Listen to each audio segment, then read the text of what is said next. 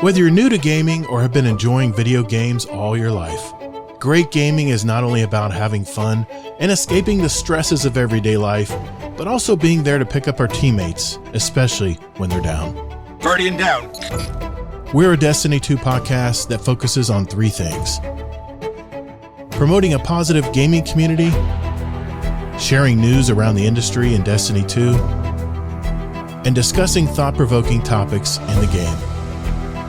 We're Guardian Downcast, your stories, your community, and your destiny.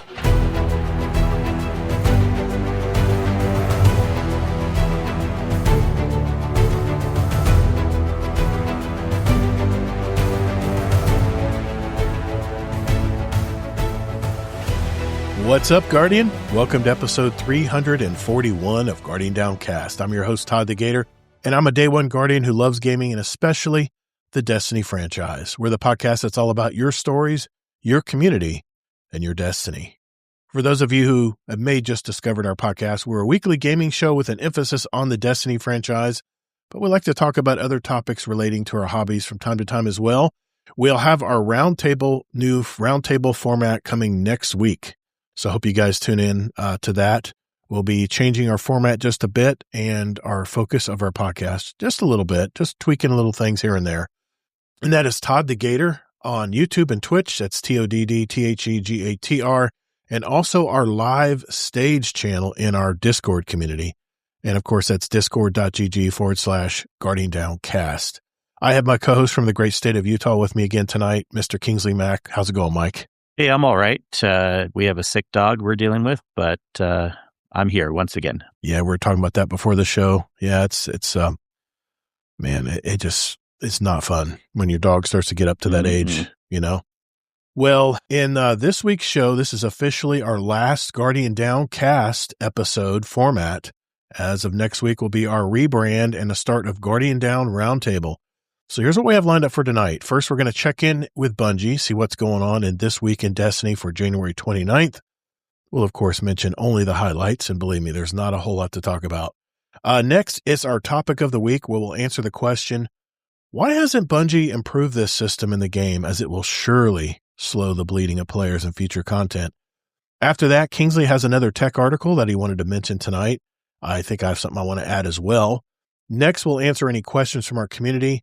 I have a couple news items to share while we're talking about that, and we'll catch up with our week, take care of any housekeeping, but also address some more feedback we've received from our Discord community last week.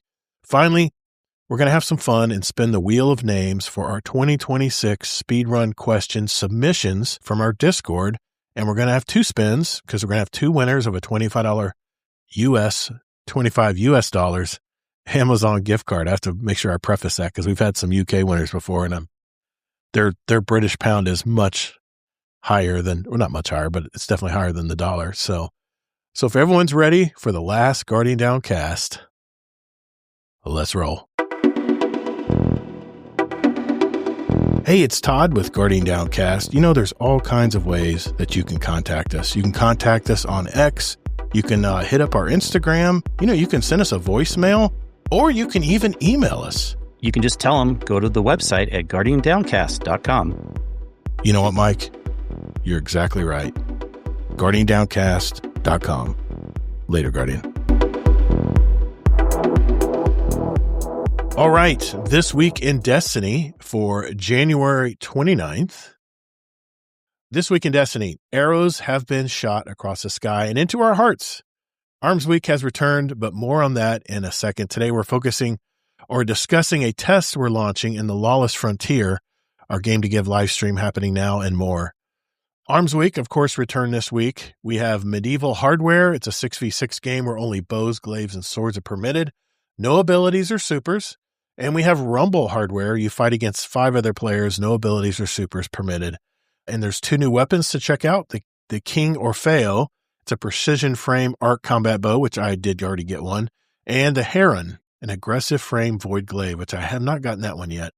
As we mentioned last week, the Dark Age hunt is on. If you solo the Warlord's Ruin using only the glaives, swords, and bows, you'll receive a really nice emblem.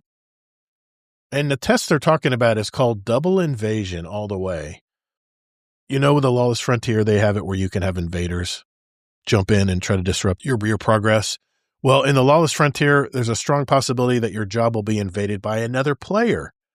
As an invader, you can usually queue into an already active job filled with 3 other players, but sometimes an invader can queue into another's invader's job, resulting in a 1v1 scenario. This is known as a double cross. Since Renegades launched, we've seen a lot of feedback about the Lawless Frontier, including feedback that there were too many double crosses occurring, and we would like to address it. We're going to conduct a test next week, allowing a job to be invaded up to 2 times during each Lawless Frontier run. Our goal is to reduce the number of double cross invasions, but to better assist fire teams. They will receive 3 additional revive tokens for each invasion. So if you're in a run and revive tokens are low, an invasion can give you some breathing room if your team is good enough to defeat the first invader. To keep things tame, only 1 invader can be on the map at any given time. The test will run from February 3rd, 9 a.m. Pacific to February 10th, 9 a.m. Pacific, and will be available on Grandmaster difficulty runs of the Lawless Frontier that will have the invasion modifier active. We'll be looking for your feedback, see what you like, don't like, and what improvements you'd like to see. Kingsley, have you messed with this at all?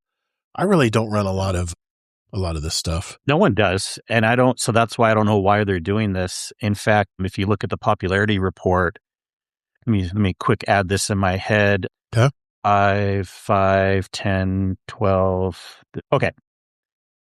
15 million hours are spent on activities before even the first Lawless Frontier thing. And then the highest Lawless Frontier is only 1 million hours compared to 15 million hours. Wow. It's number 7 on the list of anything anyone's doing in Destiny. I remember you showed me that last time, and the Lawless Frontier was getting a lot of activity, but I guess people have gotten No, not when no, you got mistaken. Okay. It wasn't even getting it back. It was the dungeon that was getting a lot of, and the dungeon still is. That's right. Hey, Scarlet Maddie, how you doing? Yeah. So, okay, good. All right. Yeah, it kind of goes on what I was saying. Like, I just didn't know how popular this activity would be in the long run, and even the short run, hasn't stayed very popular. I've said my piece about the Lawless Frontier. I think if they made a solo option, I know they have a private game option, but the problem is it doesn't scale. It's more than just your thing. I know. No one's really playing. I know. It's not just your reason. And I tried matchmaking more than once, by the way. I did try it again. And man, it's a lot of, I don't know. It's really weird, man. You only match with players on your level power wise, and they're not experienced players like I'm used to seeing.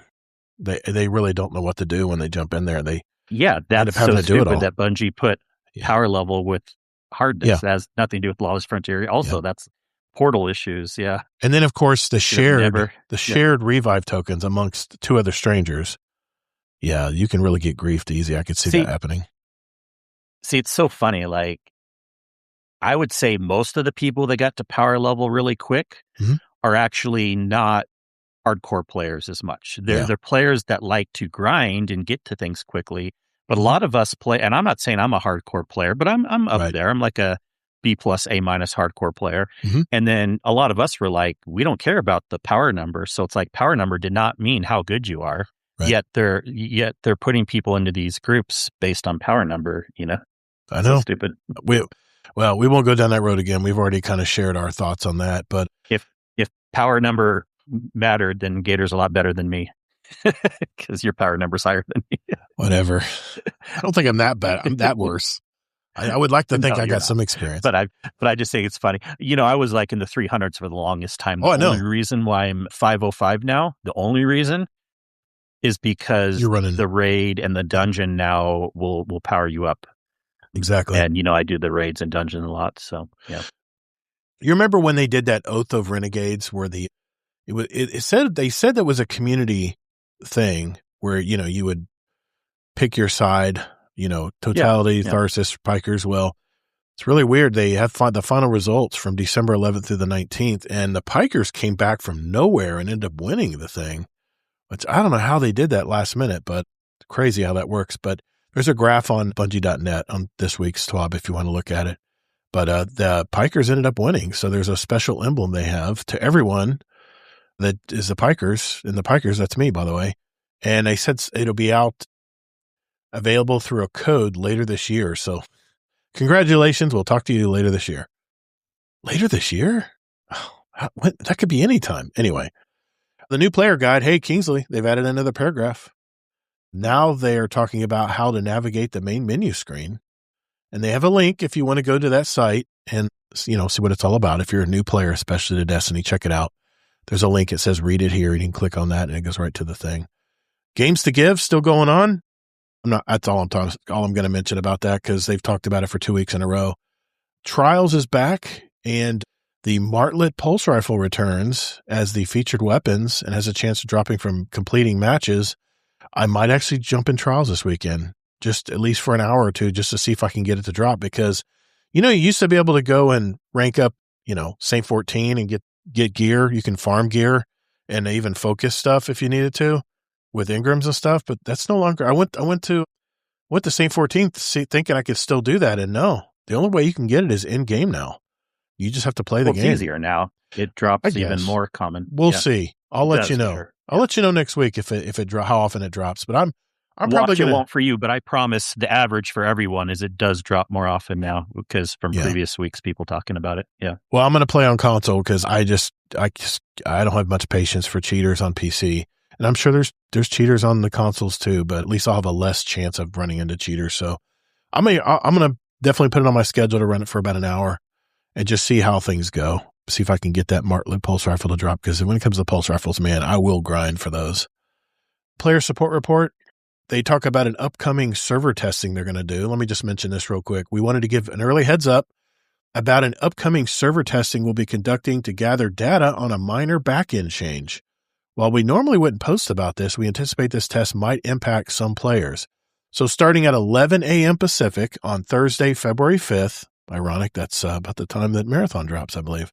We'll be, that's actually a month before. Sorry, my bad. March. That's March 5th. It's been a long day, man. We'll be temporarily switching on a server setting aimed at improving backend world server performance. During this time, players will see more guitar errors across Destiny 2, especially in longer running tower instances. This is an expected test outcome, and we're looking to resolve in a future update. And it is a key part of the data we're collecting. The test should only run for a few hours, and we'll provide an additional reminder on the day. Thank you in advance for your patience. The combat telemetry update, Ada1, there was a time when she wasn't accepting the combat telemetry. Well, they fixed that. And known issues, I think it's just about everything they've talked about for the last 3 weeks. So shit's broken as per usual. So that's a wrap for this week. Make sure to visit our Game to Give live stream if you haven't already. Let us know what you think about medieval hardware. We look forward to hearing from you about double invasions in the Lawless Frontier next week as well. Stay safe out there, Guardians. Destiny 2 community team. Thank you, Destiny 2 community team. And that's a wrap on the TWAB this week. So let's get into our topic of the week.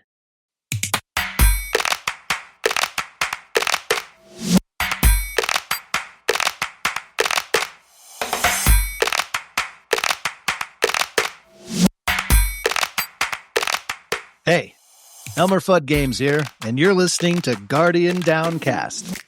If you're listening to any other show right now, I will break into your house and destroy your kneecaps.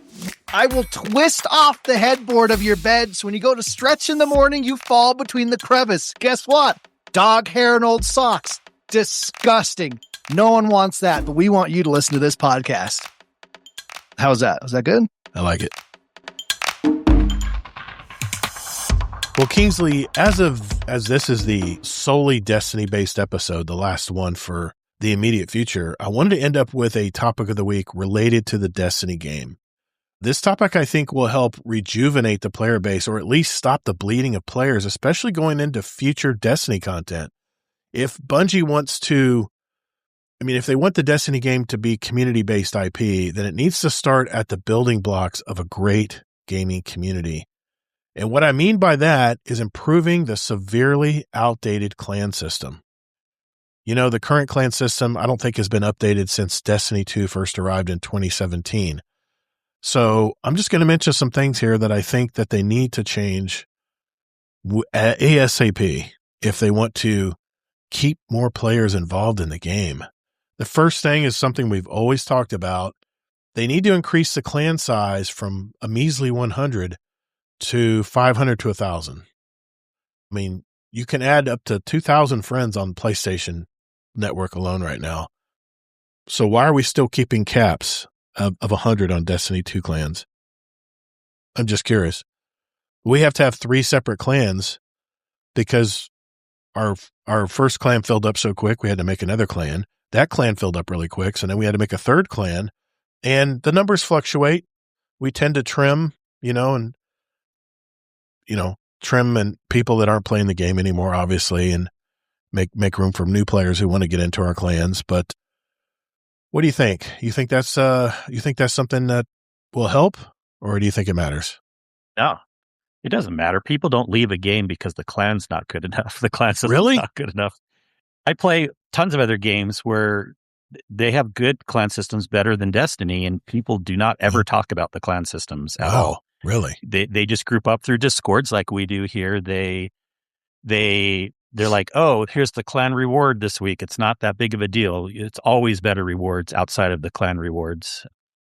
Yeah, I can't think of anyone's like, I'll stay playing Destiny if they make the clan system better. Well, it's not so much making people stay, but what I think these changes that I'm going to mention here tonight can do is they can create a better camaraderie, a better community that would want to play together in a clan, because right now there's not a lot of incentive to do that.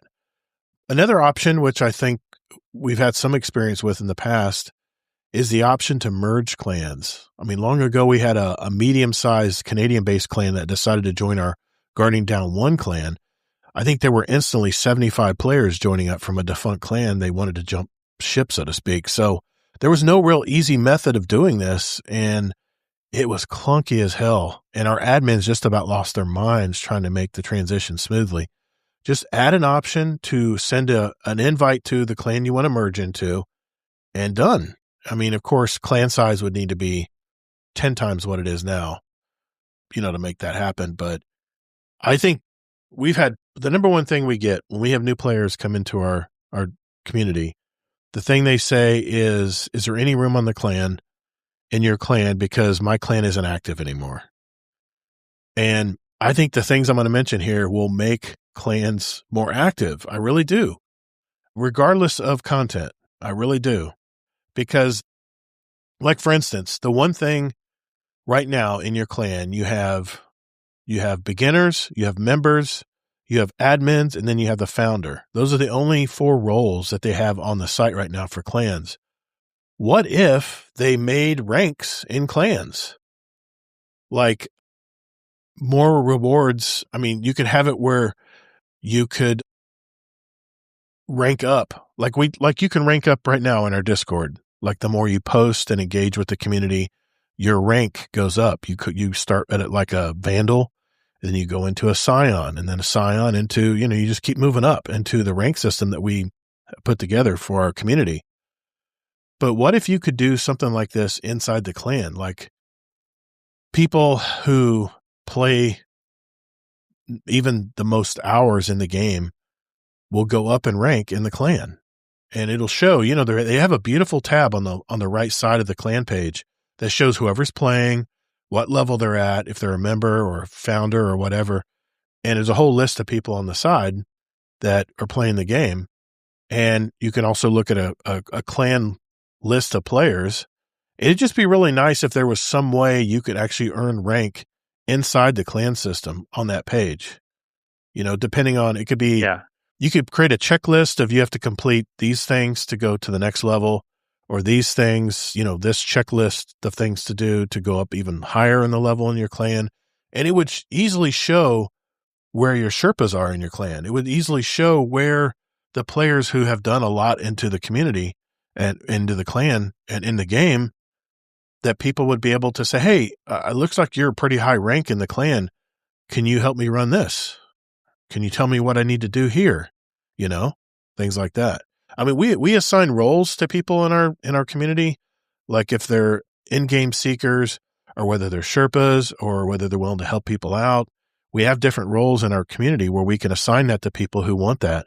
So if people are looking for someone to help them out, they can look for the Sherpa tag or in-game helper or whatever role we assign it.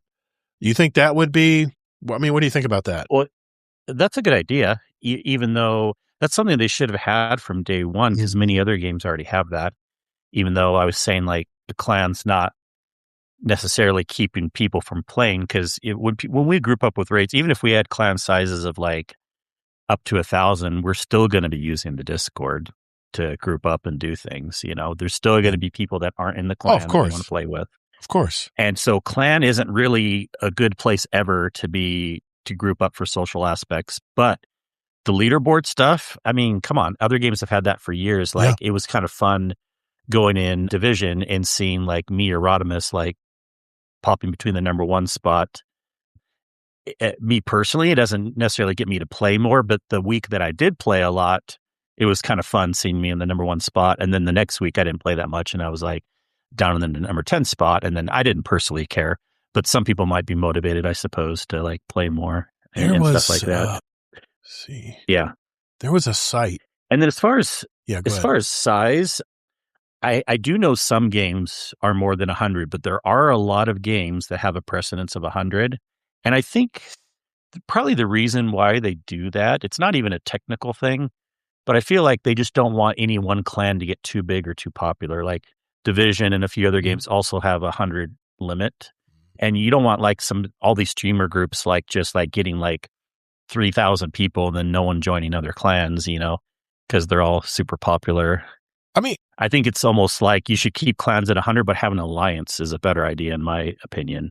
And then you can have all the alliance kind of work together. Alliances is a great idea. I like that idea too. That could be something like kind of like merging clans, but that's a good set. I'm trying to remember that Destiny recipes. I think that was it.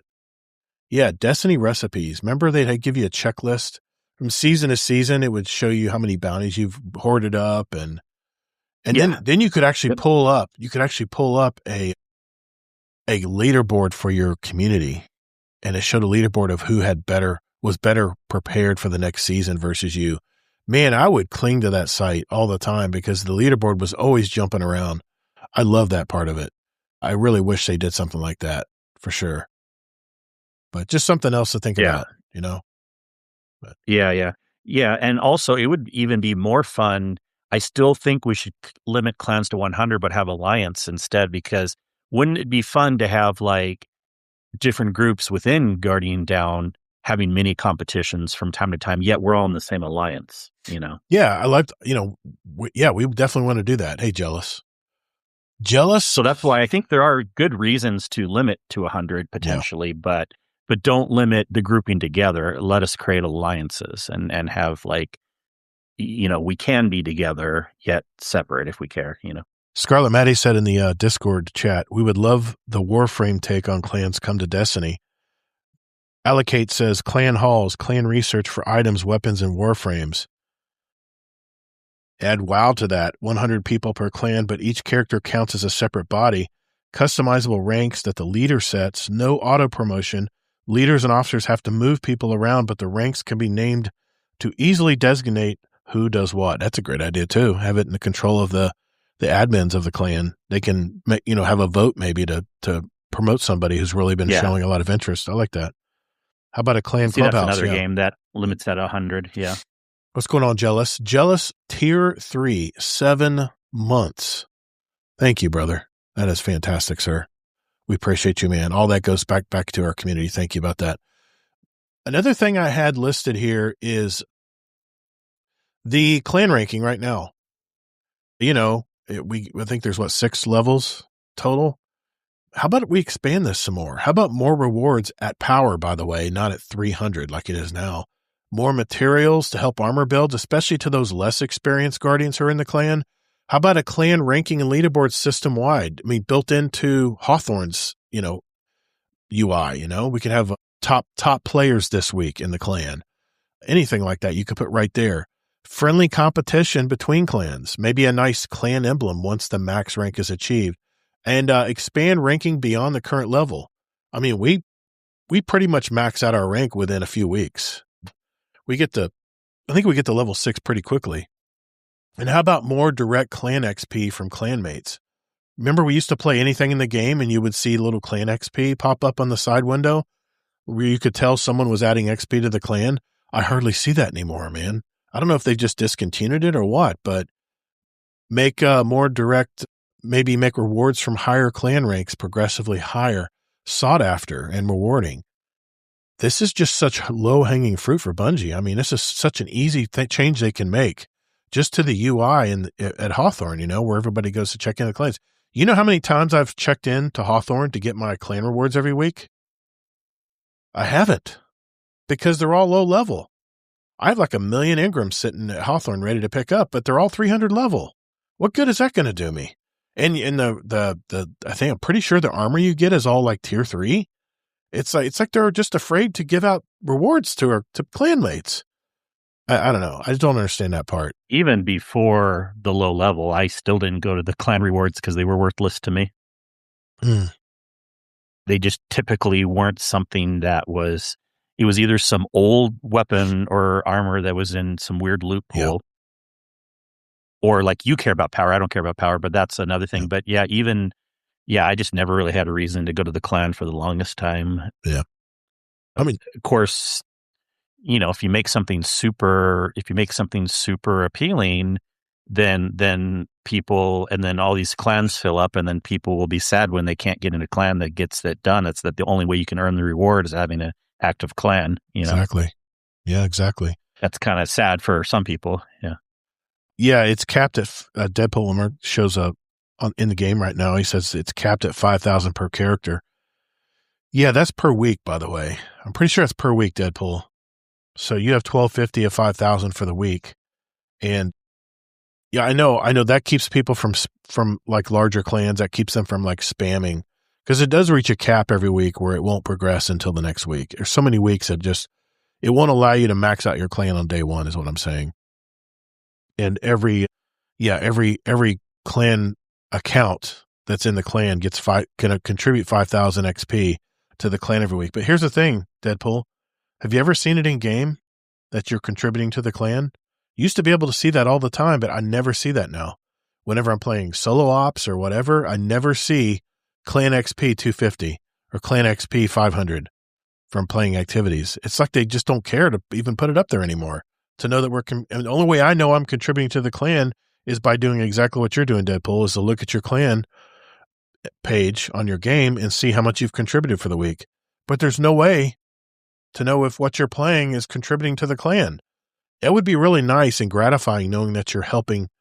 I mean, I think we as gamers love to work together to build up our clan, to rank up our clan. I think that part is, Bungie did that right. But it's like they've backed off on continuing with a lot of things that they started out with clans. And I don't know. Yeah, as Deadpool One Merc mentioned, clan housing. I think we've talked about this one enough. I mean, Destiny Rising did this on day one with their game, and it was such a great thing that they added. But yeah, there's none of that, no clan housing or anything. I mean, that's kind of a no-brainer because we've already talked about it in the past. Allow clanmates to find each other more easily while playing the game, especially if they're playing the same activity. Match them up. Destiny Rising does this already. That should be a no-brainer as well. They should be able to encourage clanmates to play together. Say two people are playing solo and all of a sudden they're matched up on the same side on a fire team to run a match made whatever out there, a Lawless Frontier, whatever it may be. That would be really cool to know that my clanmate had preferential priority to be on my team when looking for players. I don't know. I thought that's something good that Destiny Rising That's cool, did. Of course. Yeah, you need a lot more people in to be playing Destiny though to even notice that. Because think about the odds of how often would someone in your clan be playing the same activity as you, just randomly? You know what I mean? As opposed to like if you figured it out ahead of time. Yeah. Yeah, but so, I'm trying to think. Does Destiny Rising have a limit of how many are in a clan? Let me look that up right now. I do not know. Destiny Rising. Size. They're also 100. Yep. Oh, that's terrible. That's terrible. Well, I told you a lot of games are. I would beg to guess most games are 100. Yeah. I heard of a couple in the chat Warframe goes higher, but I feel like most games are about 100. Allocate says also in the Discord chat, how often have you randomly bumped into a friend or clanmate at the tower? Hardly ever. You know why? Because the tower is based on your location. It's based on your location, where your location is, where you're playing from. Me and Drafty have talked to each other in the tower. One time I saw him in there, Drafty, but he lives in the Tampa area. He's real close to me, but I very rarely see other people in my clan. Okay, so I'm telling you something very important right now. You do not want to do the clan group ups until they can get dedicated servers, because there's a good reason why they group up by location right now, since Destiny doesn't have dedicated servers. Oh. If they started grouping by clan, it would cause slowdowns for sure. So I think it's actually a back end problem, technical issue. Gotcha. Okay. Yeah, not saying it would cause major issues, but there's good reason why tower group ups are by. Of course, you're in a fire team, you're going to group them together. True.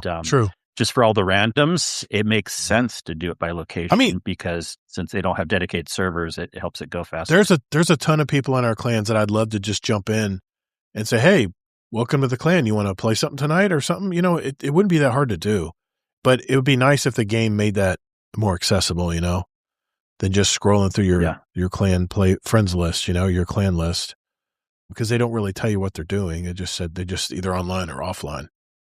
And some people like me, when we're trying to grind something, we'll purposely put that we're not online. But anyway, I think maybe that's something Destiny 3 could offer down the road. But I'm telling you, Destiny 3, if they added a lot of these features for clans, that's how you keep communities together. That's how you keep people playing the same game for years, is knowing that you're working together. I mean, when we used to have these community-based challenges in the game where we had to go and gather up these materials and then deposit them like in a mass deposit area at the tower, and you were trying to reach a certain level to unlock a reward for the whole community. That's the kind of stuff I'm talking about, man. It's been a long time since we've had a big community event. And the last community event, that has nothing to do with clan size. So, but that would be nice to have something like that for the clan, knowing that you could do something to, you know, come together as a clan and work together to maybe even hit a leaderboard or something, to get like an emblem as a reward or something. People love to show off their emblems, man. People love the drip. Let's see what else did I have here.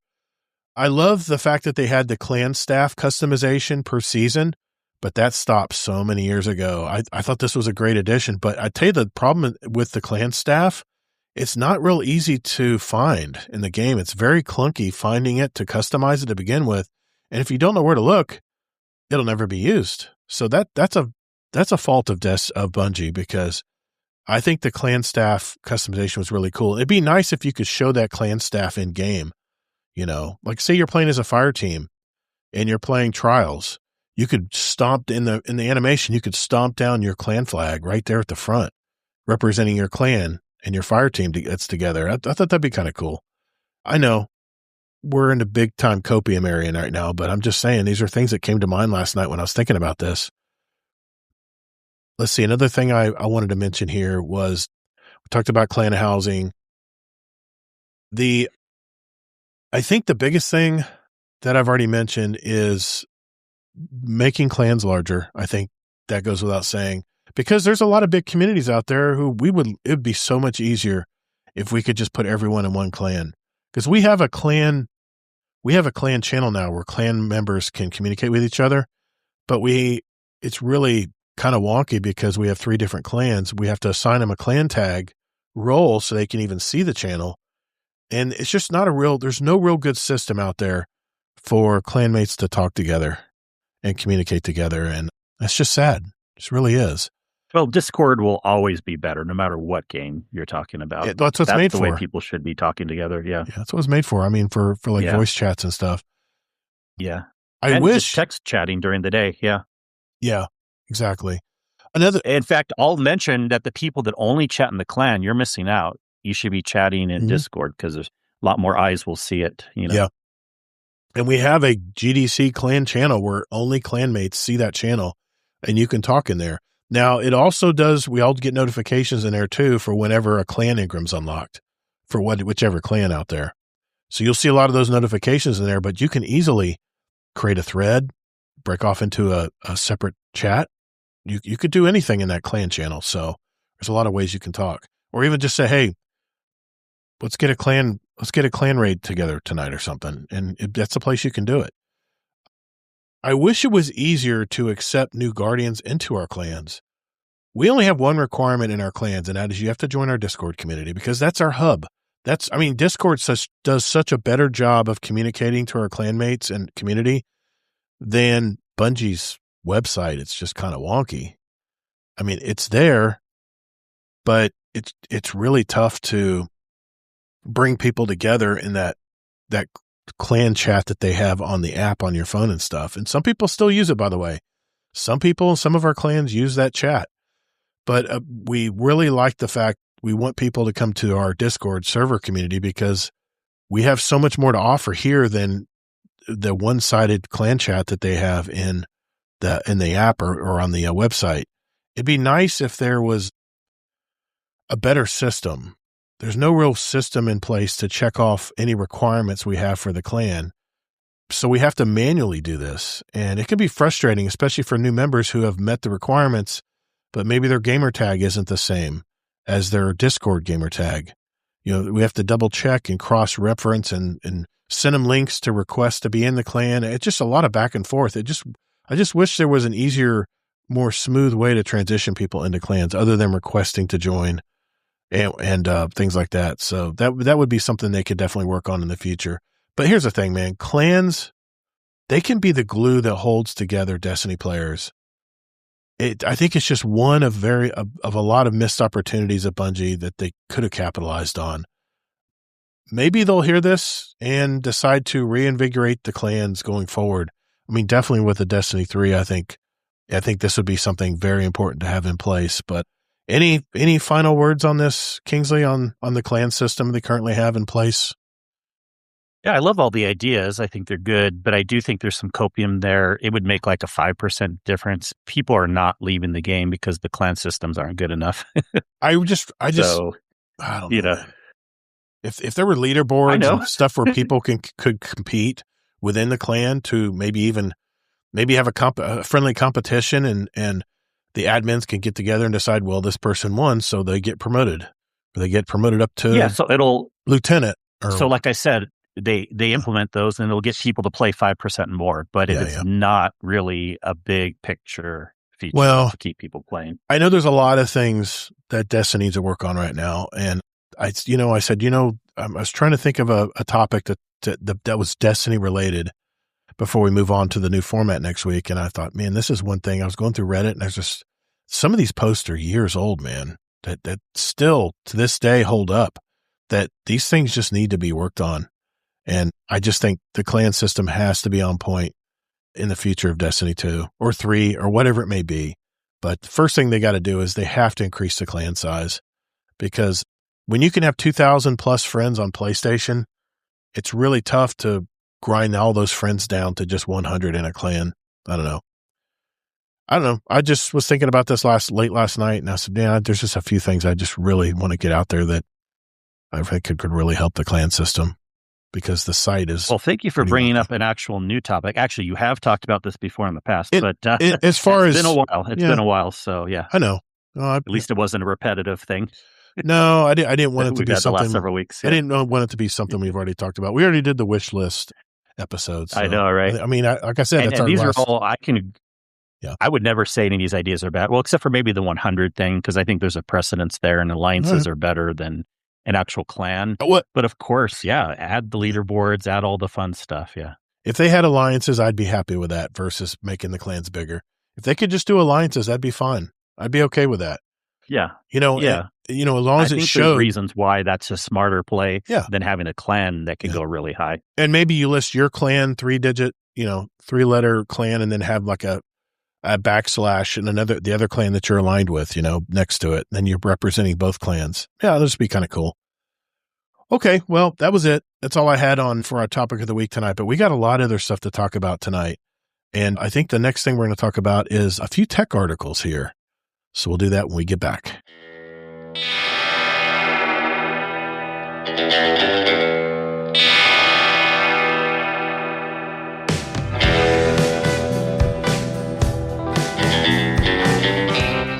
Hey, Maximo here, one of the other Todds.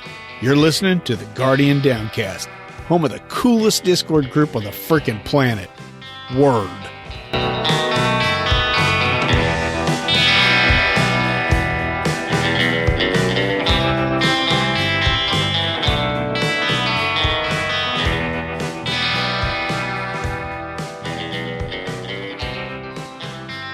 Well, Kingsley, we've gotten a lot of good feedback that people are loving your tech articles, man. And I figured, you know what? I asked you, I said, do you have anything tech-wise you want to talk about this week? And you did have something. So I'm going to give the talking step over to you. And what do you got this week in the tech-based world out there?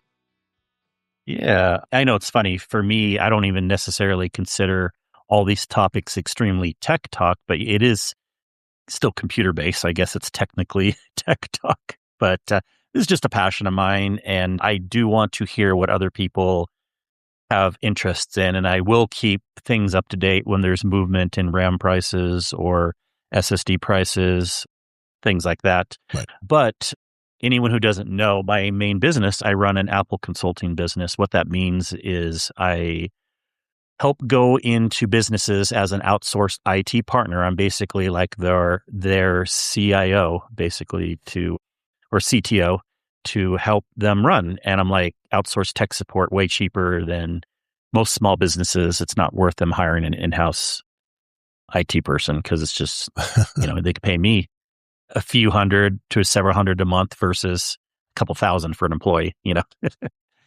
Anyways, but I help businesses with high-end integration of their computers into the network and everything like that. Well, one interesting thing that came out recently is Apple announced this product. It's a grouping of apps that were already out there, but it's called the Apple Creator Studio. And it's kind of it's not a total competition against Adobe, but it's a semi thing. And I think there's a really good market for it for people that are more on the amateur prosumer, not like super professional graphic designers. And what this is it's their versions of apps that can do a lot of things that Adobe can. And wait till you hear about the price. That's the best part. But because freaking Adobe starts at like $50 a month for the whole suite, but that's just the promotional price. And then it's like $70 to $80 a month these days or something like that if you get the whole suite. You can get a single app, which is like $30 a month, or you can get the whole suite. They don't have anything in between. So anyways, Apple had a lot of these programs already, but they combined them into one group. And these are the listed programs. You got Final Cut Pro, which is the professional video editing. You got Logic Pro, which is the professional sound editing. You have Motion, which is their version of 2D, 3D animation, graphics. You got Compressor, which is their version of changing video formats, from like MP4 to MPEG-2, or, you just got to change things for different formats. You have Mainstage, which is their version of doing like kind of like a concert or a presentation. It's a app to kind of like put things together to present stuff. And then you got the kind of like the Microsoft Suite apps, which Apple's had these for a while too. Keynote, Pages, and Numbers, which is their version of PowerPoint, Excel, and Word. That's a lot. That's a lot of stuff. You probably have already looked up. It is. You probably have already looked up prices, but even if you have, pretend you haven't. But if you had to guess how much they'd be charging for this per month or per year, what would you say? I mean, I know I told you Adobe's prices. Yeah, I've used some of Adobe's products, and they're freaking expensive, man. And I've used Adobe Podcast. I've used Adobe, their art program, their graphics program. I don't know. I would say for what you just mentioned so far, probably, I don't know. I would say easily like $120 a month for that suite of stuff. Well, yeah, I mean, we have to remember that some of these programs aren't as up to the same level as Adobe. I mean, Final Cut Pro is really good, but Pixelmator Pro, I forgot to mention that. That's like their version of Photoshop. It's close-ish to Photoshop, but if you're a true professional, you're still going to be using Adobe. But, and so yeah, they wouldn't charge that much because Adobe even doesn't charge that much. But Adobe's more that $70, $80 price. Yeah. That's a lot of programs though. But it is. Well, Adobe, you get even more than this if you look at all their programs, whether you use them or not. But anyways, they're charging $13 a month for this. Oh my gosh. Or really $130 a year. That's the amazing price right there. $130 a year. Just put it on the card. You're good for the whole year. That's not bad. Yeah. Teachers and students can get it for $3 a month or $30 a year. See, Adobe had something like that for my wife and my daughter too. She was using the student. I think it was like 15 or 20 a month. It was still 20 a month. Price. It was still 20 a month for teachers. For Adobe. Yeah. And that was one product. Yep. That's pretty good, man. Yeah. But the only drawback here is it's only on iMacs, right? Mac, the Apple. They're platform. called Apple Macs, not iMacs. Yeah. iMac is just a certain type It's of so Mac, funny, man. Yeah, you can use it on a laptop, desktop, whatever. Yeah. I'm totally infused in the Apple world, except PCs, except on their personal computers, because I'm so much a PC guy because of gaming and stuff. You know, it's you got to have a PC, man. I'm sorry. Yeah, for gaming, but everything else is better on Mac. It is. Yeah. Believe me, my That's daughter. why I have my gaming PC, and I do everything else on my Mac. Yeah. My daughter does all her art stuff on a Mac, and it is fantastic quality. It's just fantastic stuff. Yeah. Well, and even all the stuff like Microsoft Suite, Word, Excel, PowerPoint works really well on Mac. Yeah. And they have a lower total cost of ownership. IBM did a study a few years back. But anyways, I'm not here to talk about all that stuff right now. Now, this is only going to work if you have an Apple computer. Now, a lot of these programs do work on iPads too and iPhones, but you're probably not going to be doing it on the iPhone much. But they really shine on the computer side if you have a Mac computer. Now, another cool thing is that price for $13 a month or $130 a year. Also, Adobe only lets you load it on 2 computers total. Well, what Apple will let you do is load it up to 6 family members on up to 10 computers total. That's fantastic. That probably includes iPads. So nice. Oh yeah. Nice. So all that stuff there.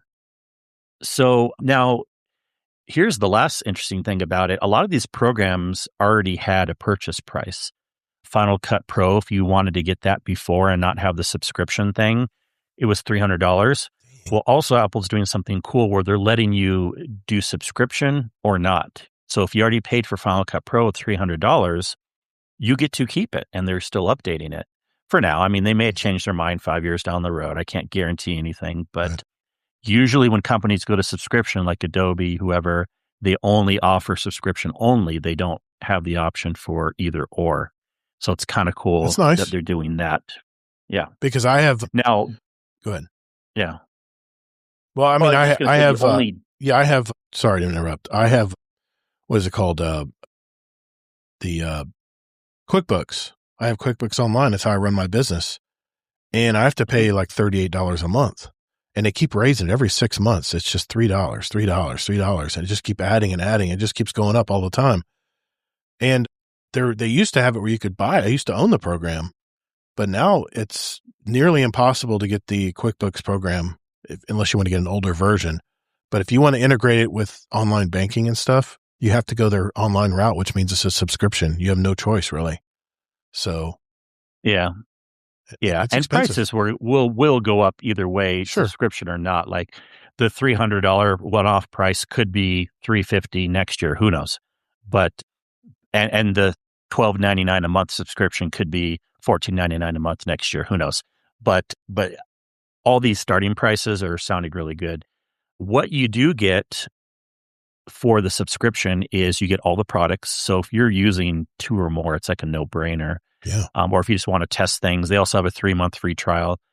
What you also get with the subscription is, because some people may be like, okay, I only really use Keynote, Numbers, and Pages. And those 3 programs are going to continue to be free if you just do the one-off version, because they were always free through Apple. Mm-hmm. But let's say you're someone that's like, I just use Keynote a little bit for making PowerPoint presentations.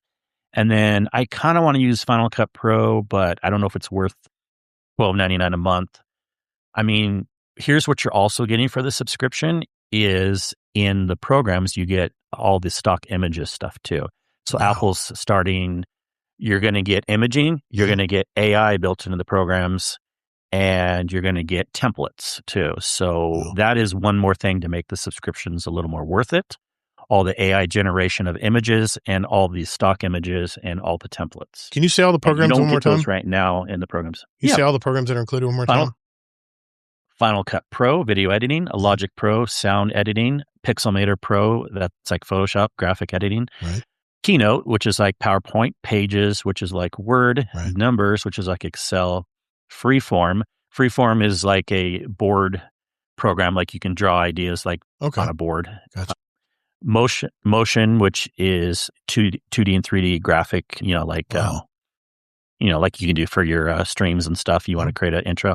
Compressors for changing video formats, and MainStage is kind of like a concert presentation software. Dang, I got to tell my daughter about this. She uses a lot of these programs, and I bet you she doesn't know about it. Because I'll pay for the subscription because she does a lot of the artwork for me, and I don't know if Yeah, she's already used to Adobe. She may not want to go to these, and that's the problem. Is Adobe has a lot of people locked in, but she uses everything on her Mac. But and that's the thing. Like, my wife is a professional graphic designer, and she would never go to these because Adobe is better. Okay, but is it 5 times better? Because that's the price difference. You know what I mean? So this is really good for people that are more amateur or getting started in stuff, or home users. It's a really good. It just comes down if it's enough for what you need to use it for. That's exactly what it all comes down to. Is the value for what you're paying for. $14 a month, man. That is nothing.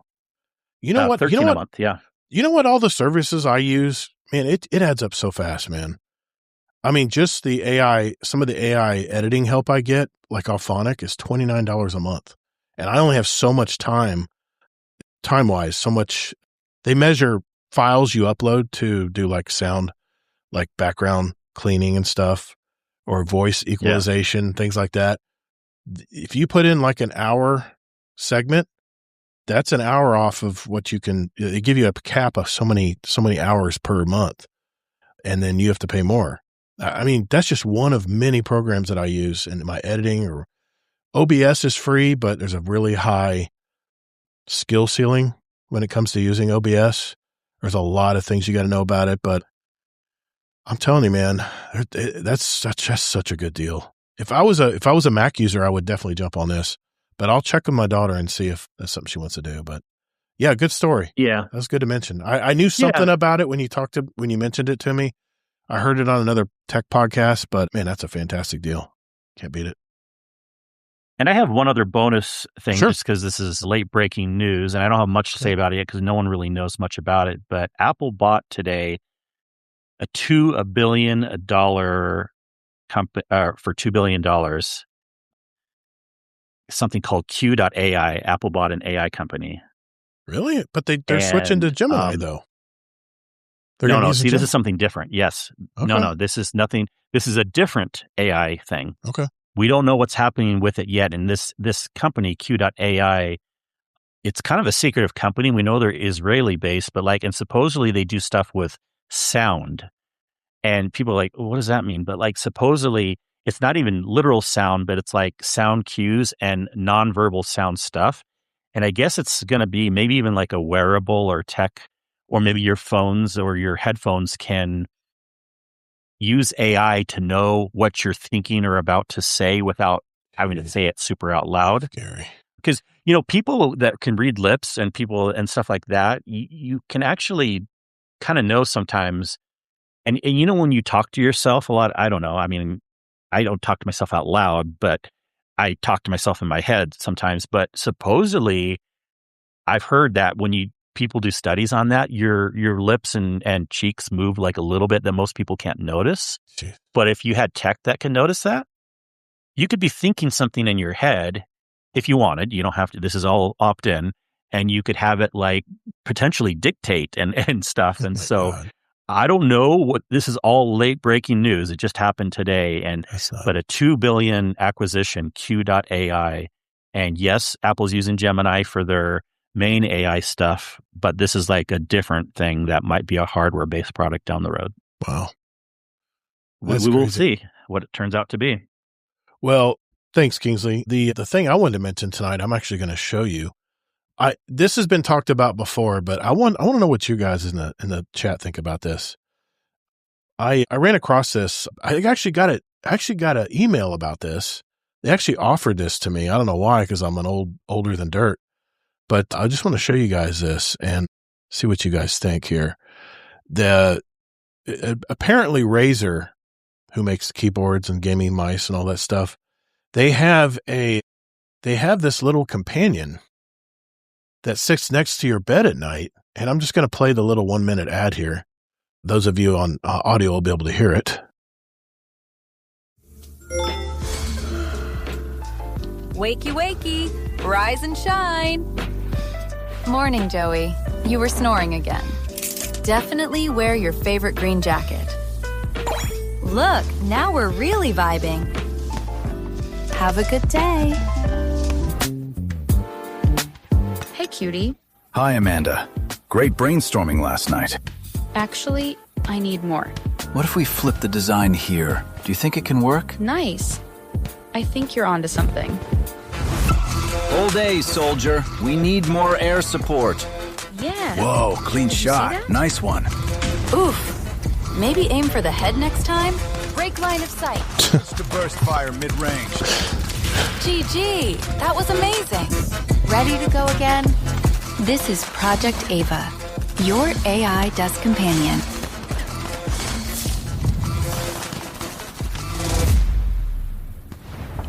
Do you think they know we're actually calling the shots? Nope. Let's keep it that way. I actually looked into this and looked to see what it would take to reserve it. These are the different companions you can go with here. And can you tell us about it? Because those of us in the Discord didn't hear it at all. Oh, okay. So, this is this is an AI companion. It's in like it's like a cylinder tube, and it's actually a projection of a cartoonish character. And you have female, male. You have little gamer boys. I mean, you got more, for lack of a better, more mature models. I mean, it's all over the place. Or you can just go with the actual Razer icon. It just kind of flames, and it actually listens in to everything. It has eyes apparently because it watches what you do in your bedroom, and it was saying things like, "Hey, maybe try to shoot the enemies this time." Kind of ragging on someone playing a video game, and thinking, it was telling people like, "Hey, why don't you try the green coat?" I'm like, how the hell do they know that? But anyway, apparently this thing like scans your room or where your living space is. It actually observes you while you're sleeping because one of the avatars said, "Hey, by the way, you were snoring again last night." Things like that. I don't know. What do you think about this, man? It's very creepy. I looked in the way you're describing it. How's it in the bedroom if my gaming room's in a different room? Well, I mean, wherever you're hanging out. I mean, the video that they're showing here shows it. The gaming is in their bedroom. This is like a younger guy. Okay. And of course they showed another version where, it was, a female playing a game at night, and the guy was like, "Hey, great shot. You're awesome." Things like that. I'm like, is this what we've come down to? We need something sitting beside our bedside at night, giving us a bunch of extra cheer and things to, I don't know, man. I don't know, man. It just seems very creepy. It's for certain people. I don't really necessarily want to knock it because if you think about it, if someone's saying like, why does someone need like someone talking to them all the time? Well, think about it. Social interaction, like people that don't have a spouse or someone living with them at home, they generally have the TV on 24/7 because they get too lonely if they don't. Right. And what's the difference between the TV on 24/7 versus this? Well, obviously you can say there's a lot of differences, but it's kind of the same idea. It's just having some social interaction, albeit it's fake. It's not a real person. Yeah. But it's more realistic to you than watching TV. That's for sure. As far as someone talking to you, it's not for me what it's all presenting. There are some quote AI companion stuff that I might be interested down the road, but this one isn't it. So yeah, I have very nuanced feelings about it. I think it's interesting, but I don't know. I could see this one being most popular to younger, like Gen Z, Gen Alpha males. Maybe millennials that want some companionship while they're playing. Sure. That, again, it's like someone to just be like, "Oh yeah, good shot," or things like that. I mean, that sounds stupid, but like, kind of get it too, like why people want that. You get the same thing when you're playing in a group with friends. You know what I mean? In a way, people are just bullshitting and telling you good shot or whatever, things like that. Not for me, probably, but I kind of think, I don't right out say it's creepy. I get why people would say it's creepy also, but I don't know. It's not for me, probably. It's just a lack of privacy. If I had this thing sitting in my office, oh, sure. You know, it's sitting there watching me the whole time or listening to my conversations and stuff. That's a little too intrusive for me. And maybe it's just my age. Maybe I'm talking my age right now, but I looked into it. You can pre-order it. You got to put $20 down, and it didn't have anything on price. So what I have a feeling they're going to do with this, Kingsley, I think it's going to be a subscription model. I think they're going to charge you so much per month to have this, this AI sitting in your, I mean, it looks really good. I mean, to have a holograph, sitting there looking at you and talking with you and interacting with you. And it seems like it gets very personal, man. So it has to be scanning the room. It has to be using AI to identify things that are around you. I don't know what kind of field of vision this thing has, but anyway, I just wanted to show you that. I actually want to talk about this a long time ago, and it's already been mentioned on some other YouTube podcasts out there, but I just had to mention that because and I got emailed that, and I looked into it. And anyway, I just want to mention that because then this is where AI is going, man. We're going to have companions sitting around watching us and taking all that data in. And it's just a little uneasy for me. I don't know. But we spoke our piece. Yeah. Well, I mean, that's an interesting topic. I think we'll want to talk about more future weeks about, it's not just AI. We should have been concerns about privacy already, but it's a huge thing. And let me tell you, privacy can be important for multiple reasons, technical, political, whatever you want to spin it. But AI or not, some people draw the line at AI where they didn't draw the line before, writing emails and texts. And this is a huge topic that I enjoy because Apple does lead for privacy. Yeah, they do. They're very good about it. That's another benefit that you get for Apple. But we'll talk more in the future. Privacy definitely. Can be a big thing. Yeah. Definitely put a pin in that and talk about it later and maybe a possible topic one week. Okay. We have some questions from our community. We'll do that next.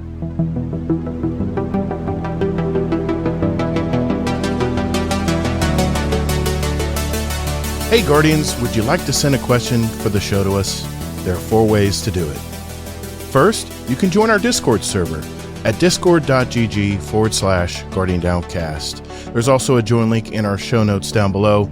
We have Guardians from all walks of life and all over the world, from new lights to day one players to hardcore gamers. There's also a channel labeled Podcast Questions where you can type in your question for the show. So come hang out with us. You can also email us with your question at guardiandowncast@gmail.com, or we also occasionally post about our upcoming show and guest, and you can respond there with your question at Guardian_D_cast is our X handle. Finally, you can send us a voicemail with your question at guardiandowncast.com, and we might play it on the podcast. Think of it as talking with us right on the show. Thanks for listening, and later, Guardian.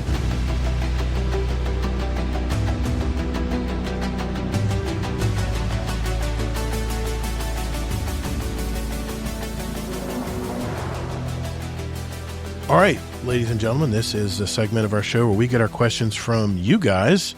And I want to start with our Discord. And we had a question from Mr. Deadpool1Merc, one of our patrons of the show. He asked, if you were making your own game, would you borrow ideas from other games? If so, which games would you look to for ideas? And what would you want to make uniquely your own? I'd make a game that keeps Destiny's core feel but blends in RPG elements from Fable and quality of life systems like Final Fantasy, 14 storage? The big difference would be the world itself. NPCs would learn from your behavior. If you always go to the same shop and buy the same thing, the vendor might start saying the usual. The goal would be to make the world feel more alive, more personal, and more reactive to you, how you actually play, not just what missions you complete. That's a good question, man, because I think that's the future of video games. I think it's going to become, the NPCs, in my opinion, are going to become definitely more smart if they start integrating AI into video games, which I really think they need to create better realism, other than staring at a drifter that stares at you blindly with saying the same things every time you show up to them in the tower. Yeah. Well, even before AI, a lot of games are 10 times better than Destiny. If you go to a true RPG game, the people you talk to are always saying something different, or depending on actions you took, will give you different guidance also. Yeah. Yeah. If you were making your own game, I agree. would you borrow from other games, or what would you decide to make? I would borrow, because I would never make my own game. I'm not very creative, but if I have to answer the question, I would borrow a lot. And borrow a lot from Destiny, borrow a lot, the RPG and more, MMORPG. Destiny, as we had that discussion, is more light MMO, but I would want like bigger, like more world events and things. So I would kind of blend more like Diablo, Destiny, and Division together. I know that seems like wildly different games, but just elements from all three. And I really like the idea of what you mentioned, Deadpool, of just, I like variability. I like when I played games like, I haven't played the Fable. I'm looking forward to the Fable coming out later this year, but I played other games like Outer Worlds or Avowed, that has RPG elements where something always different's happening when you talk to people versus on decisions you make. And it makes it fun. It makes it interesting. It's not like, it's not like just the same thing all the time. I would have to pull from my roots. I would definitely copy from another game, because some games have really good ideas, and I've already been mentioning it, and that's my Call of Duty roots. I don't play Call of Duty anymore like I used to, but Call of Duty had so many systems in place that got me hooked on this game. And we were playing a lot of repetition in Call of Duty. We played the same maps over and over again. We'd play for hours every night with our same friends or same groups, when they'd rotate a little bit. I kind of miss those nights, and the fact that we were always in a rush to prestige, because we would always compare each other, kind of like a leaderboard. We kind of compare each other to what prestige we were every night or every week when we met up. And the prestige system, the Game Pass system, I think Bungie's done a great job integrating that. Anything you play gets XP, increases your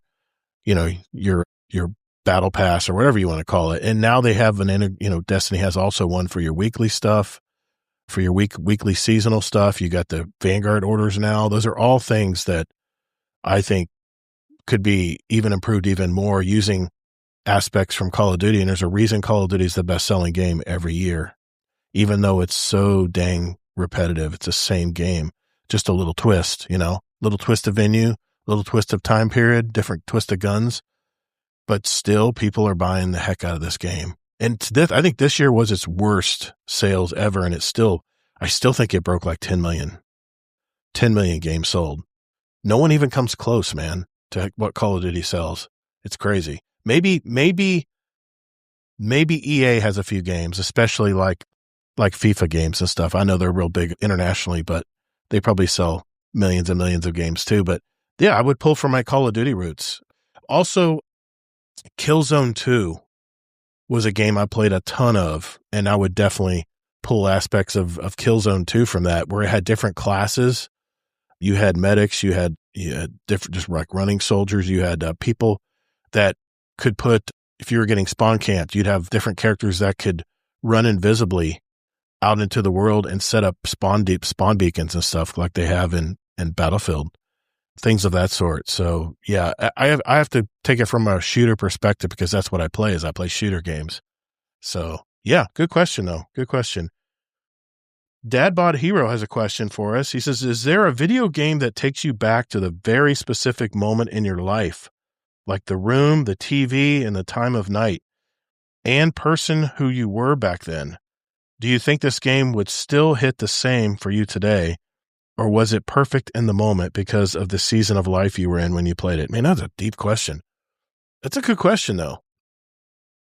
With me, it's music. Music will bring me right back to when I was listening to it, or a point in my life where it was a really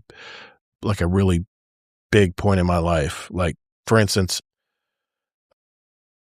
there's certain songs where I remember listening to them religiously when I was starting my business, because it was a very stressful time starting my business. And there were certain albums I would listen to keep myself pumped up. But video game wise, Kingsley, you got an answer for this? Video games that bring you right back to your season of life. You know, you can remember everything. Yeah, I mean, when you're playing the game. This isn't necessarily the best example, but it's a quick one I thought of. So it's maybe not my most memorable, but I was thinking when I was super young, I don't know how old, maybe somewhere between 8 and 14, and going out to get pizza with either the family, but most often it was the grandparents when I'd stay over the night in my grandma's house and play Donkey Kong on the tabletop at the Pizza Huts in the little entry areas, in the foyer. So they had the tabletop video games. And of course I played Donkey Kong also in the arcades, but I just remember that one more. Pac-Man and Donkey Kong were the two big tabletop ones that we would play most often at like a Pizza Hut location, but other places had it too. And what I just kind of remember there is just darkness, because I feel like the foyer areas had to be not like super dark, but dark enough that you could see the screens. I remember probably like being excited for eating pizza soon, but I know it wouldn't hit the same way anymore. And that's okay, because I'm always a futurist, and it's not just, you always just say graphics. It's more than just graphics for me. It's just graphics and abilities have changed over the years. But Donkey Kong, as it was back then, is kind of boring to me now. But I still had a fun time back then. So, yeah, I wouldn't hit the same today, but it was fun for back then. Yeah, I'll take you back. For me, I remember I really was hooked in video games back when arcades were big. Talking back when I was like 13 years old. It was like 19. This will date me, but I don't care. I'm thinking 1983, 1982. In fact, I remember I was watching the news, and that's when remember the hostage situation in Iran? I remember hearing that on the news when I was playing my Atari 2600. I'm 10 years younger than you, so I know. Remember that one as much. But anyway, it's funny what you remember.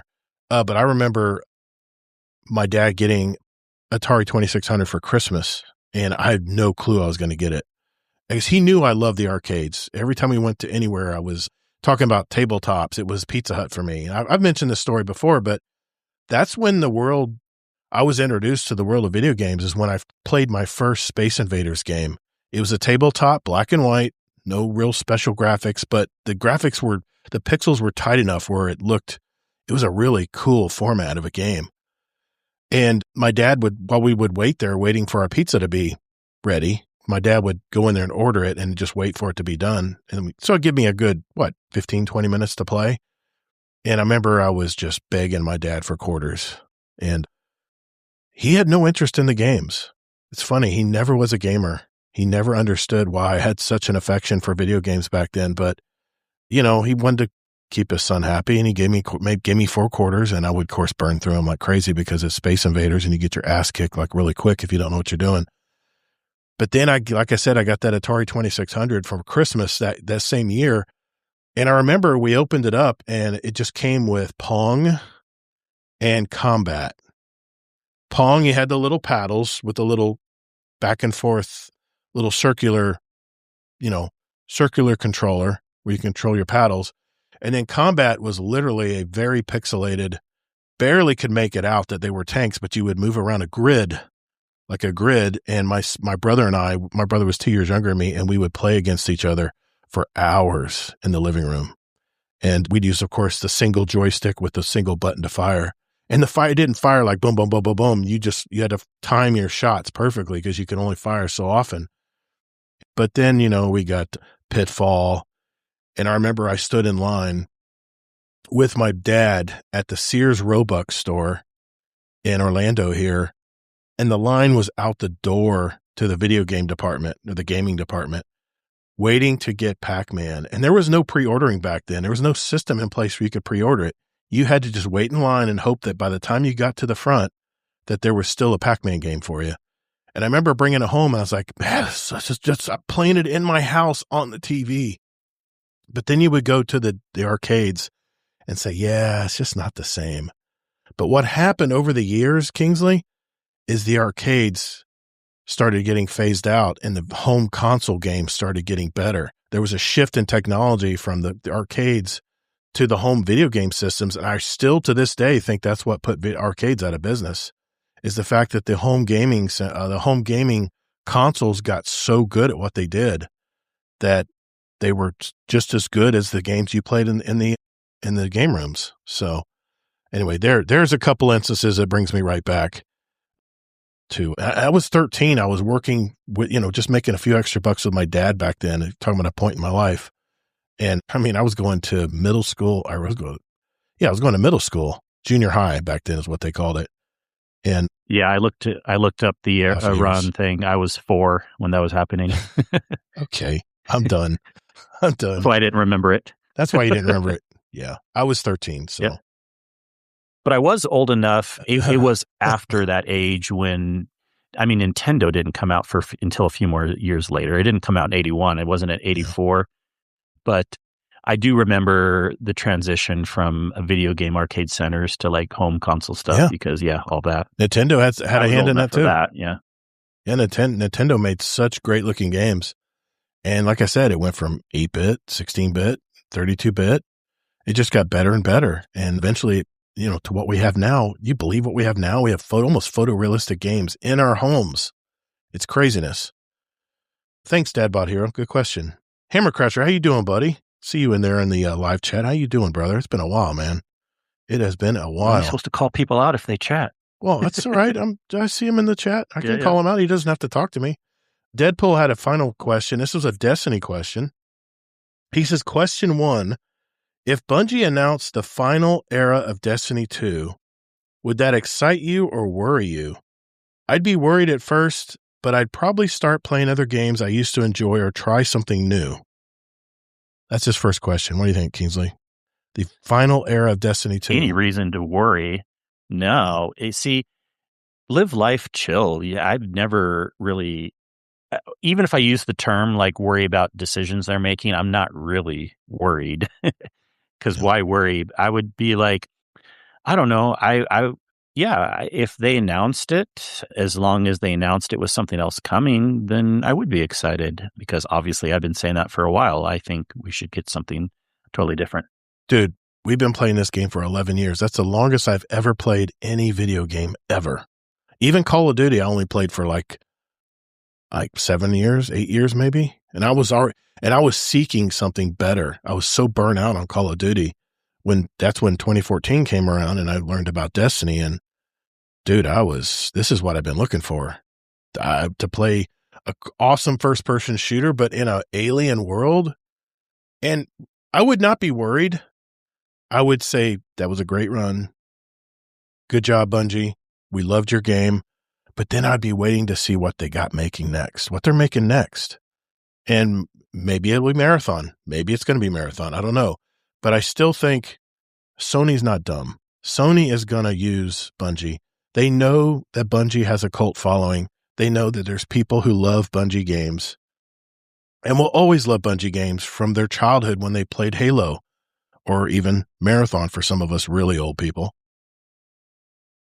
But yeah, absolutely. I'd be okay with it because I knew that they would be moving on to something better. And that's the one thing I've known about video games is they always get better. So his second question, which unused or forgotten character / location deserves to be central to the future? Which unused or forgotten character or location deserves to be central to the future? I'd love to see Planet Io and have Asher Mir return. I really liked his tone and personality. What do you think, Kingsley? Do you want me to answer first? Do you want to think about it? I would prefer nothing returning. I would prefer all new content. But if we had to have something coming back, I would pick Venus because I would feel like a Destiny 3. We've gone through the big bads and all this stuff, and I feel like something that's more perennial could be the Vex. The Vex is always the biggest concern because they can always win in the long run because they can run all the simulations and always be the ultimate winner. And so there's a lot of lore and history to the planet Venus and where the Vex were first kind of discovered. by us and everyone in the Destiny universe. And there's a lot of cool underground areas in Venus if you haven't played Destiny 1, and just everything about it's intriguing to me. I ditto that because, hey, Necromancer, how you doing, brother? I definitely want to see Venus come back, but I tell you where Bungie really could have done a really great thing, and that was Titan. When you went into that mall area, where there was it's like shopping centers and stuff, like all these neon signs and stuff flowing around. I looked around when I first played that map and I was like, man, they can go anywhere with just this map, just this area. They could go anywhere and do anything. It's so enormous, I'm very impressed with Titan. I thought that was a great little planet, or whatever, water planet, or whatever you want to call it, acid seas or whatever. But I definitely miss Venus. I remember looking up in Destiny 1, and I would actually see the acid rain falling on my goggles, on my helmet. And I said, man, I can't believe I'm sitting here on Venus looking up, and there's a light rain coming down on my goggles. It was so realistic back then. Of course, it's the first raid too, Vault of Glass. So Scarlet Maddie says there's no other experience like running around Red Dead Redemption's online world. Anything could happen, and the world jumps at you at every turn. A beautiful game. Yeah, video games have come a long way, man. They've come a long way, and I've been there. That was way back. That discussion was way back about when we were talking about the different. What were we talking about? The different game. Yeah. Yeah. What brings you back? Yeah. Yeah. I mean, it's combining other things. Yeah. Yeah. Yeah. So see, yeah, I mean, I wish we could have stuff like other games have, but yeah. Yeah. Necromancer even says, hey, there were some recent 6-player events that brought us back into strikes that I haven't run in ages. Really enjoyable. Always like to see things that used to be a year or two ago. Yeah. I hear you, man. I hear you. We've got so much history with Bungie and Destiny, man. I mean, so many good memories of the game. The problem is live service games, it's a hungry beast. You always have to be pumping out new content because we as Destiny players have gotten so good at this game that we burn through content so fast now that we burn through it and get all the rewards and stuff and say, what's next? What else you got? What else you got? What have you done for us today? It's a very, very hard arena to get into. So, and speaking of that, I want to mention, since we're talking about live service games and the live service arena, I want to mention that ToddtheGatr, the new video game that was advertised at the end of the Game Awards this year, was kind of stealth released this week. And I've been watching several different people play it and stream this one. Skill Up, for instance, thinks it needs a lot of work because it has poor optimization. He's using a high-end, like 5090 PC, and he says it won't cut over, 50 frames, I think he said, or something like that. Asmongold and Legendary Drops played it. They think the game is overrated, and he thinks people are like gaslighting others that it's such a great game. But Astrocross has been playing it. He loves it, thinks it's a lot of fun. But here's the thing. I know Astrocross, he can get really excited about, playing something new. But Astrocross, let me ask you, are you really going to be playing this game in a couple weeks? Or is it just like a novelty because there's really not much going on in Destiny right now? That's what I would want to ask him. See, that question doesn't matter, though, because you're a different player than a lot of people. A lot of us do go from different games for a couple weeks, and there's nothing wrong with that. Yeah. I don't play Destiny as much as you do, and it's okay to play a game for a couple weeks, have fun, and then move on to another game. Yeah, I didn't say there's anything wrong with it, yeah. But the fact that he's, played it for, I think he played it with some friends of his on a stream, and he says it's a fun game. It's a lot of fun. Paul Tassi played it. He states that ToddtheGatr is 8 games in one, and that's not a good thing. It's like all over the place. So it seems like I have heard it's pretty bad for most people on that topic. See, it's a different topic to me. If someone's having fun, that's great, and it doesn't matter if you're playing it in 3 weeks. I'm just sharing the different opinions people are having. Single player games, you play for a month and then you're done. It doesn't mean the game's bad compared to Destiny. Yeah. But ToddtheGatr was obviously they just paid for it to be talked about at the Game Awards show. Paid to play. Yeah. And pay to promote. Well, paid to get out there. Yeah. And obviously even though I agree, if you have fun with the game, have fun. But I think most people agree the game wasn't very good. So, that's okay. There's a lot of, with how many games we have that come out, they can't all be good and they can't all be bad. Play what you like. Don't apologize. That's it. Mr. Amel Nips says it all the time. Exactly. Yep. I tell you what, man, it is so hard today. If you want to get into the live service arena, it just is very, very tough to get into that handful of games that we like, our comfort games that we always like to go and play when we're bored or when we want to just hop on and just do something. I mean, Destiny's my comfort game, but there's other games that I want to start trying. And let's face it, Bungie's been very good at keeping me from playing other games, because if you look at my backlog of games, it's enormous. But High Guard, just to me, I've seen a lot of people play it. I've seen a lot of streams on it. It just seems very generic to me. It's not great from what I heard.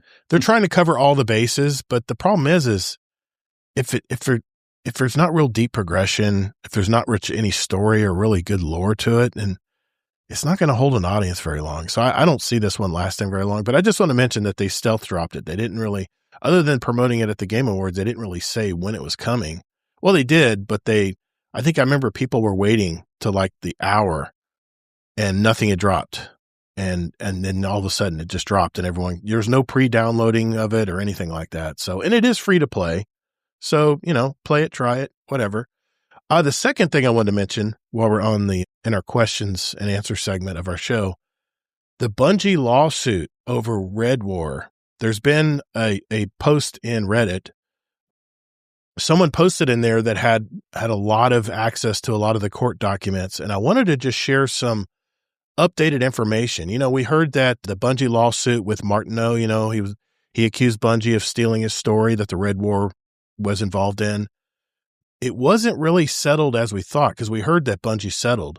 I figured, we all figured what? That Bungie just threw him a bone and said, get out of here. Get out, just don't waste our time.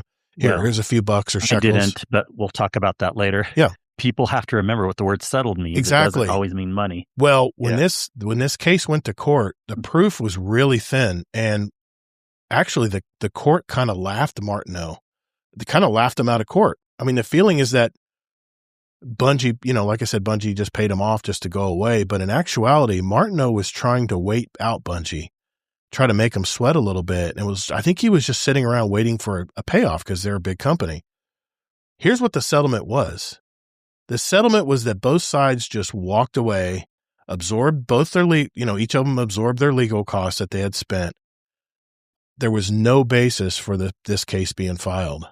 It was also discovered that Martineau removed his sci-fi story from the internet in 2014, well before Destiny 2 arrived, so thus proving that Bungie wasn't even possibly even looking in his direction for this story that wasn't even online anymore.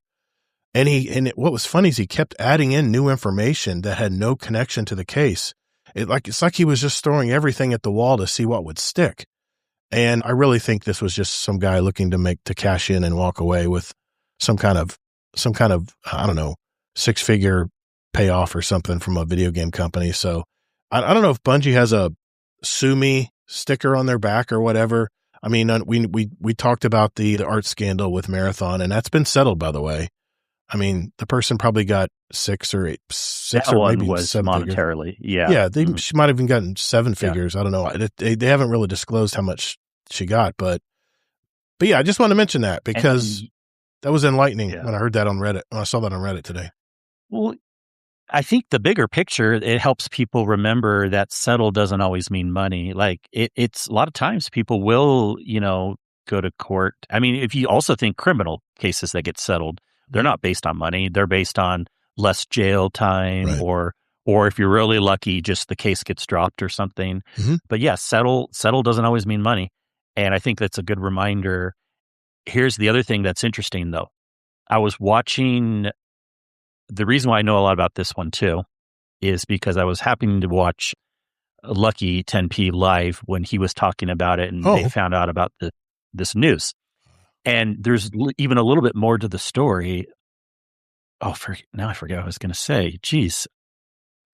About the Martineau, but things he had done? Yeah. in that case?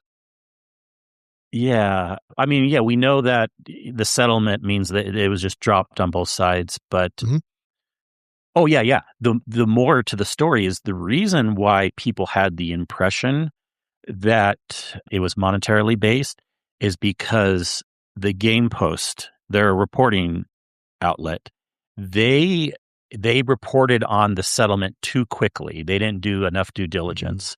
And they kind of implied, Lucky was reading some things, and I don't remember all the details now, but they kind of implied that it was monetarily based without doing full due diligence research. And everyone went off of the story that the Game Post wrote first. And that shows why it's not always good being first to the news, because you can have incorrect information.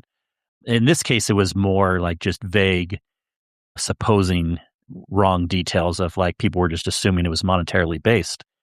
And you can pretty much assume if it's monetarily based that the company was at fault. So like with the art stuff, it unfortunately probably Bungie was at fault. But with this one, with it not being monetarily based, they're not at fault. And obviously, like you said, all the stuff brought to the court was all just bunk. It was stupid. It was like he was just grasping at straws and stuff. So it's really good to do diligence and learn things. And I kind of wonder if it puts a black mark on the Game Post now for bringing that story out real quick. I get a lot of information from those guys. Now, the one thing I will say is, now that there's no pending court case, Bungie, can we get Red War back, and especially the Leviathan raid? I would love to play the Leviathan raid again. I'd really miss that raid. I mean, if they have the time to recode it, hopefully they can get more employees where they're at. I mean, it has to be easier, Kingsley, to recode something than to make it from scratch, right? Wouldn't you agree? Sometimes not by much. Okay. Definitely, because what can happen is so much has to be added that it's like the same amount of time almost as like creating something from scratch. So, all right, well, it really just depends. They've explained it once before that it depends on the engine. It depends on how much you have to recode. It depends on how much has changed since the original version. And there was some wordage that Bungie used once that it takes them a long time to recode these things.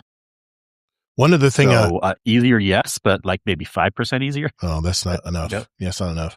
One other thing I heard from Mastercross tonight, I was watching a video at dinner while I was eating, and he seems to think that, we have the second year of prophecy starting in July, I think. That'll be officially. If it's not delayed, yes. If it's not delayed, obviously. And there's been inklings that Shadow and Order is going to be delayed into April, from what we're hearing, because they changed the Eververse calendar all of a sudden. And if you look, I think someone was posting about this, that the futuristic Eververse calendar has been moved around, which makes it appear that Shadow and Order is going to be pushed to April. So I heard it hasn't been confirmed by Bungie, but I just want to mention that too while we're on the topic. Yeah.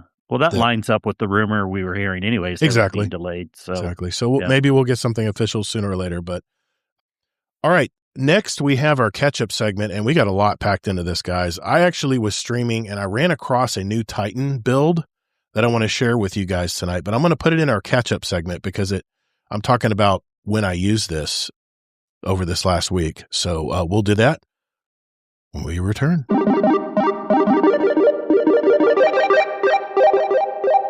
Yo, what up? Native Raider here, and you're listening to Guardian Downcast. Let's get it.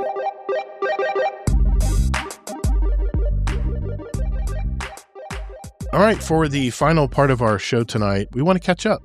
Want to see what we've been watching, what we've been doing. I have 2 more movie reviews I want to share tonight, but I'll start with you, Kingsley. What have you been doing? What have you been playing? What's been going on this week, man? Yeah, it's been a pretty good week, and sorry if I've seemed a little bit quieter on the podcast tonight. I talked a little bit at the beginning of the show, but we have a pet that's going to be, unfortunately, have end of life on Tuesday, but regardless of that, it's been a pretty good week otherwise. Weather in Utah has been pretty warm, compared to how it should be for wintertime, but that's been that way the last few years. Video gaming, I've been hopping back into Diablo and having a lot of fun. I'm kind of glad I waited. The last expansion came out in October, and I didn't buy it yet, and then because I hadn't gone back to Diablo for a bit. But then they're coming out with another expansion in April, I believe. Well, now, since I didn't buy it, you can get both for the price of one. So that's kind of nice. Okay. So I pre-bought the new one.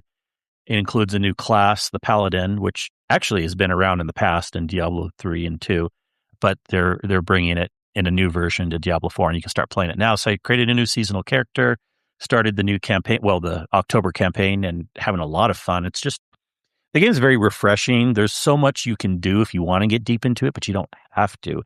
It's very easy and refreshing to learn Diablo compared to a lot of other games. And it's a great game that you can, no, you say this too, like just doing bounties, you can like do it in the background, concentrate on other stuff, but literally Diablo, I can just be like clicking on the mouse and like almost looking at my other screen more than the computer screen if I want, and just be watching a YouTube video at the same time or whatever, just have fun leveling up. Of course, Destiny, continue to raid and stuff, and had a really fun one last night. We could talk about Saturday. I'll let you talk about Saturday, but last night did a Vow of the Disciple raid for a Wednesday night raid, and it went pretty well. Vow is a little bit of a harder raid if you have it's not like Salvation's Edge hard or Desert Perpetual, but it's shortly lower than that. It's up there. And we got through it pretty well. And, some people already knew it really well and other people needed a little more experience, but had a lot of fun with people in the crew. So again, people, if you haven't raided yet or you want to start raiding again, check out our, scheduling system in the Discord. It's a great way to plan things ahead of time when will work well for you, or you can join one that's already going. And I will be talking more about it shortly, our scheduling system again coming up. So stay tuned on that. Excellent. Yeah. Other than that, just pretty much finishing Better Call Saul. I'm in season 6 again, and nice. I don't know what I'll move to after that, but nice. Yeah. I'll pass it back over to you. What is that new series? It's the pre-Game of Thrones series. It just came out on HBO. I watched the first 2 episodes of that. Called. I'm sure someone in chat will know. We got a lot of TV show viewers in here. Hopefully someone will be able to throw it out in chat. But I started watching that series. It's about this young guy who is he was a squire, and his knight dies in the field. He's an old gentleman. And he actually assumes his knighthood and wants to compete in these big joust tournaments. And what I really love about this show is it shows, this is like 100 years before the Game of Thrones comes out. So you have all of these families, these real, Knight of the Seven Kingdoms. Thank you, Necromancer. And they're coming in with all this fancy gear and stuff. And this knight is just like wearing burlap and, sleeps in the bushes. And it's a real, I tell you what, at first I didn't have a big interest in it, but it's really good, man. It is really good. I'm really enjoying it. I'm watching The Pit. The second season of The Pit is out, and it's just as good as the first season. My wife and I chomp at the bit. We can't wait. I think after the show tonight, I'm going to watch it, and then we'll watch it again. I'll watch it again with my wife. Usually shows that are that good, I'll watch it the first time.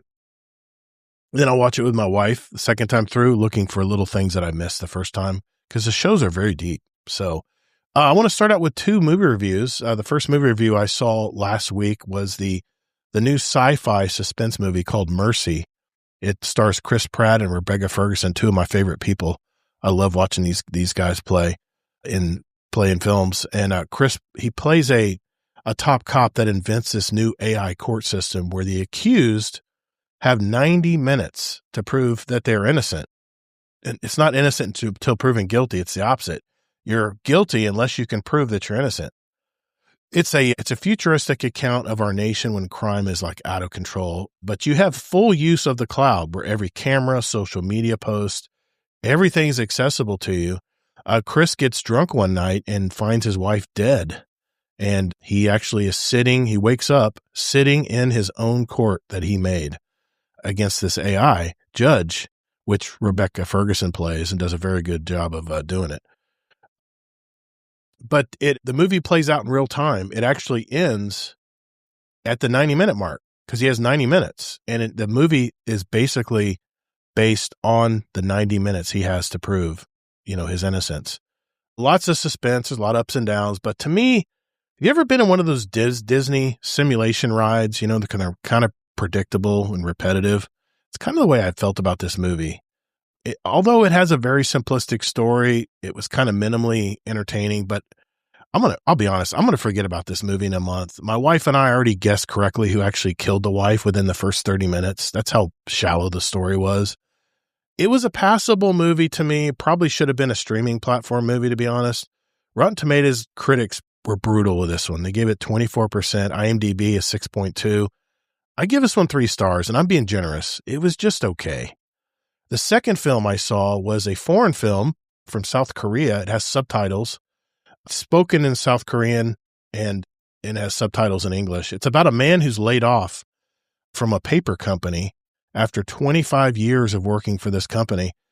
He gets so desperate where he can't find a replacement job, and what he does next, the whole movie just goes off the rails. I don't want to spoil this one because if I talk too much about it, it will actually give away the movie, but it has a lot of Oscar buzz right now for Best Picture. The movie is called No Other Choice. It is, even though, you know, it's a very well-written movie, very, I guess, suspenseful movie, even though the subtitles kind of get annoying after 2 hours of watching it. It's about a 2 hour and 19-minute movie. Rotten Tomatoes gave it a 97% and 7.6 from IMDb. So I somewhat agree on this one. I give this one 3.5 stars. It was good, but maybe not the near perfect score that the critics might have you think. I would see it if it appears in a streaming platform, but you'll have to be focused as it's all subtitles. So you'll have to be paying attention to the movie. Destiny-wise, I played my usual weekly stuff. You know, I try to get my Vanguard orders, as many as I can, done with my weekly seasonal track. But I did a stream last Tuesday night where I played my Titan character in the Renegade campaign, only using bows, glaives, and swords. And I have to tell you, I think it was painful, man. Kingsley, you dropped in. It was painful. It was painful. It was a lot harder than I thought it would be. But there was a build that I want to share with you. Told you. But there's a build I want to share with you You're guys. always so surprised.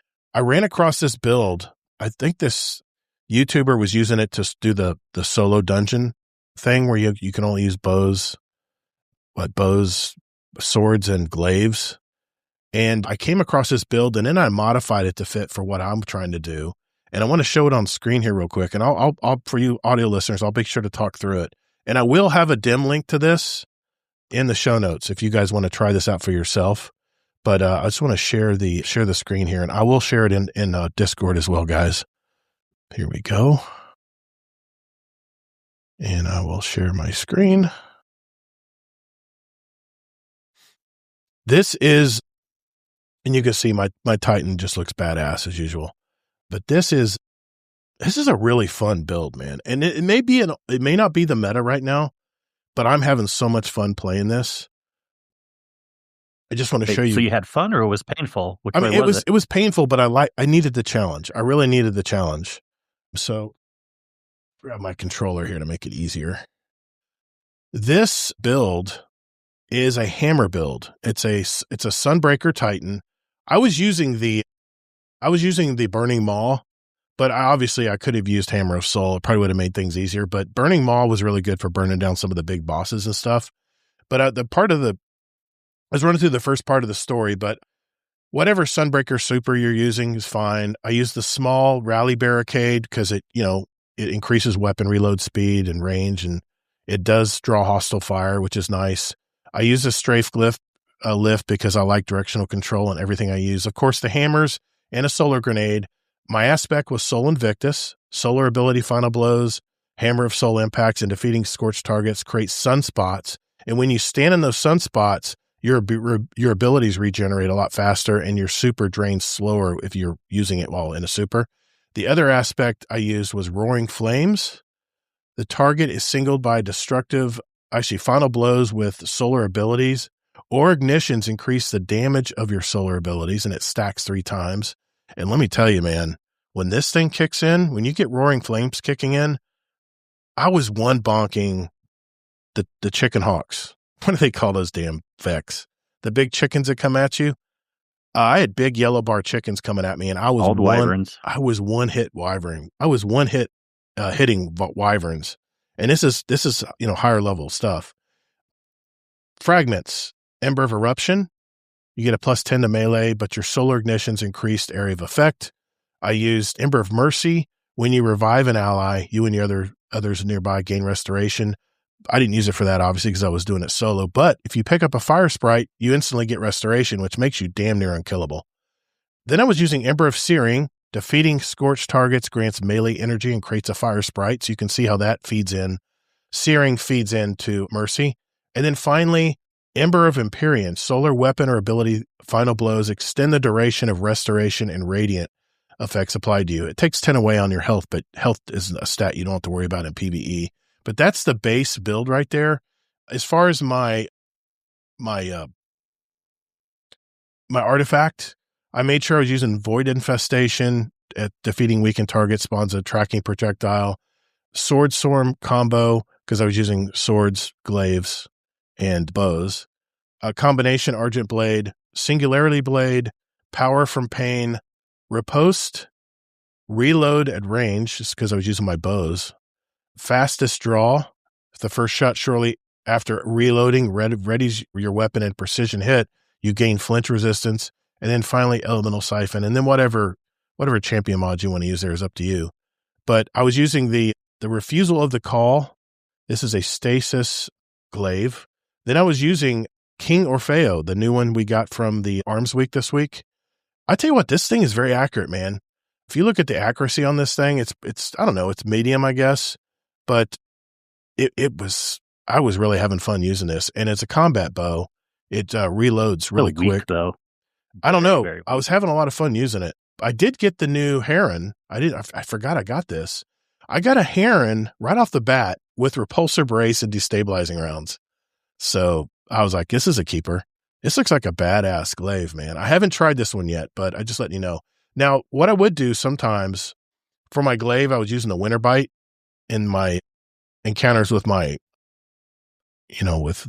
some of my Lawless Frontier stuff I was doing. But actually what I was doing too is I was switching over to Half Truce with Eager Edge so I can move around a lot faster. And then I would put on my Trinity Ghoul. This is my favorite bow because with the Catalyst, you can just ignite everything with electricity and just really kill a lot of enemies. There you go. Yep. That was a lot of fun to use. Much better bow. Yep. Yeah, this is my favorite bow. And even though it's a solar subclass, this was just so nice to clean out ads and stuff. And of course, with Eager Edge, you can just really dance around and your mobility is like through the charts. So as far as your stats, I had my number. Keep in mind, this is my Titan. I don't have a lot of time on it. I don't have a lot of gear for it yet. But your goal is to stack as much melee as you can. I was at 175, but I also had a modifier that would give me 10 more of that.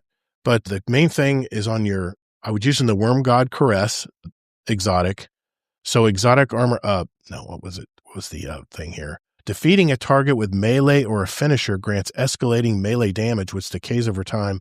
Higher levels of Burning Fist grant increased weapon damage. This just added in to the hammers. And the hardest thing with this build for me was making sure you did not miss with the hammer. So you got to really get up close within bonking range when you're hitting your ads with this.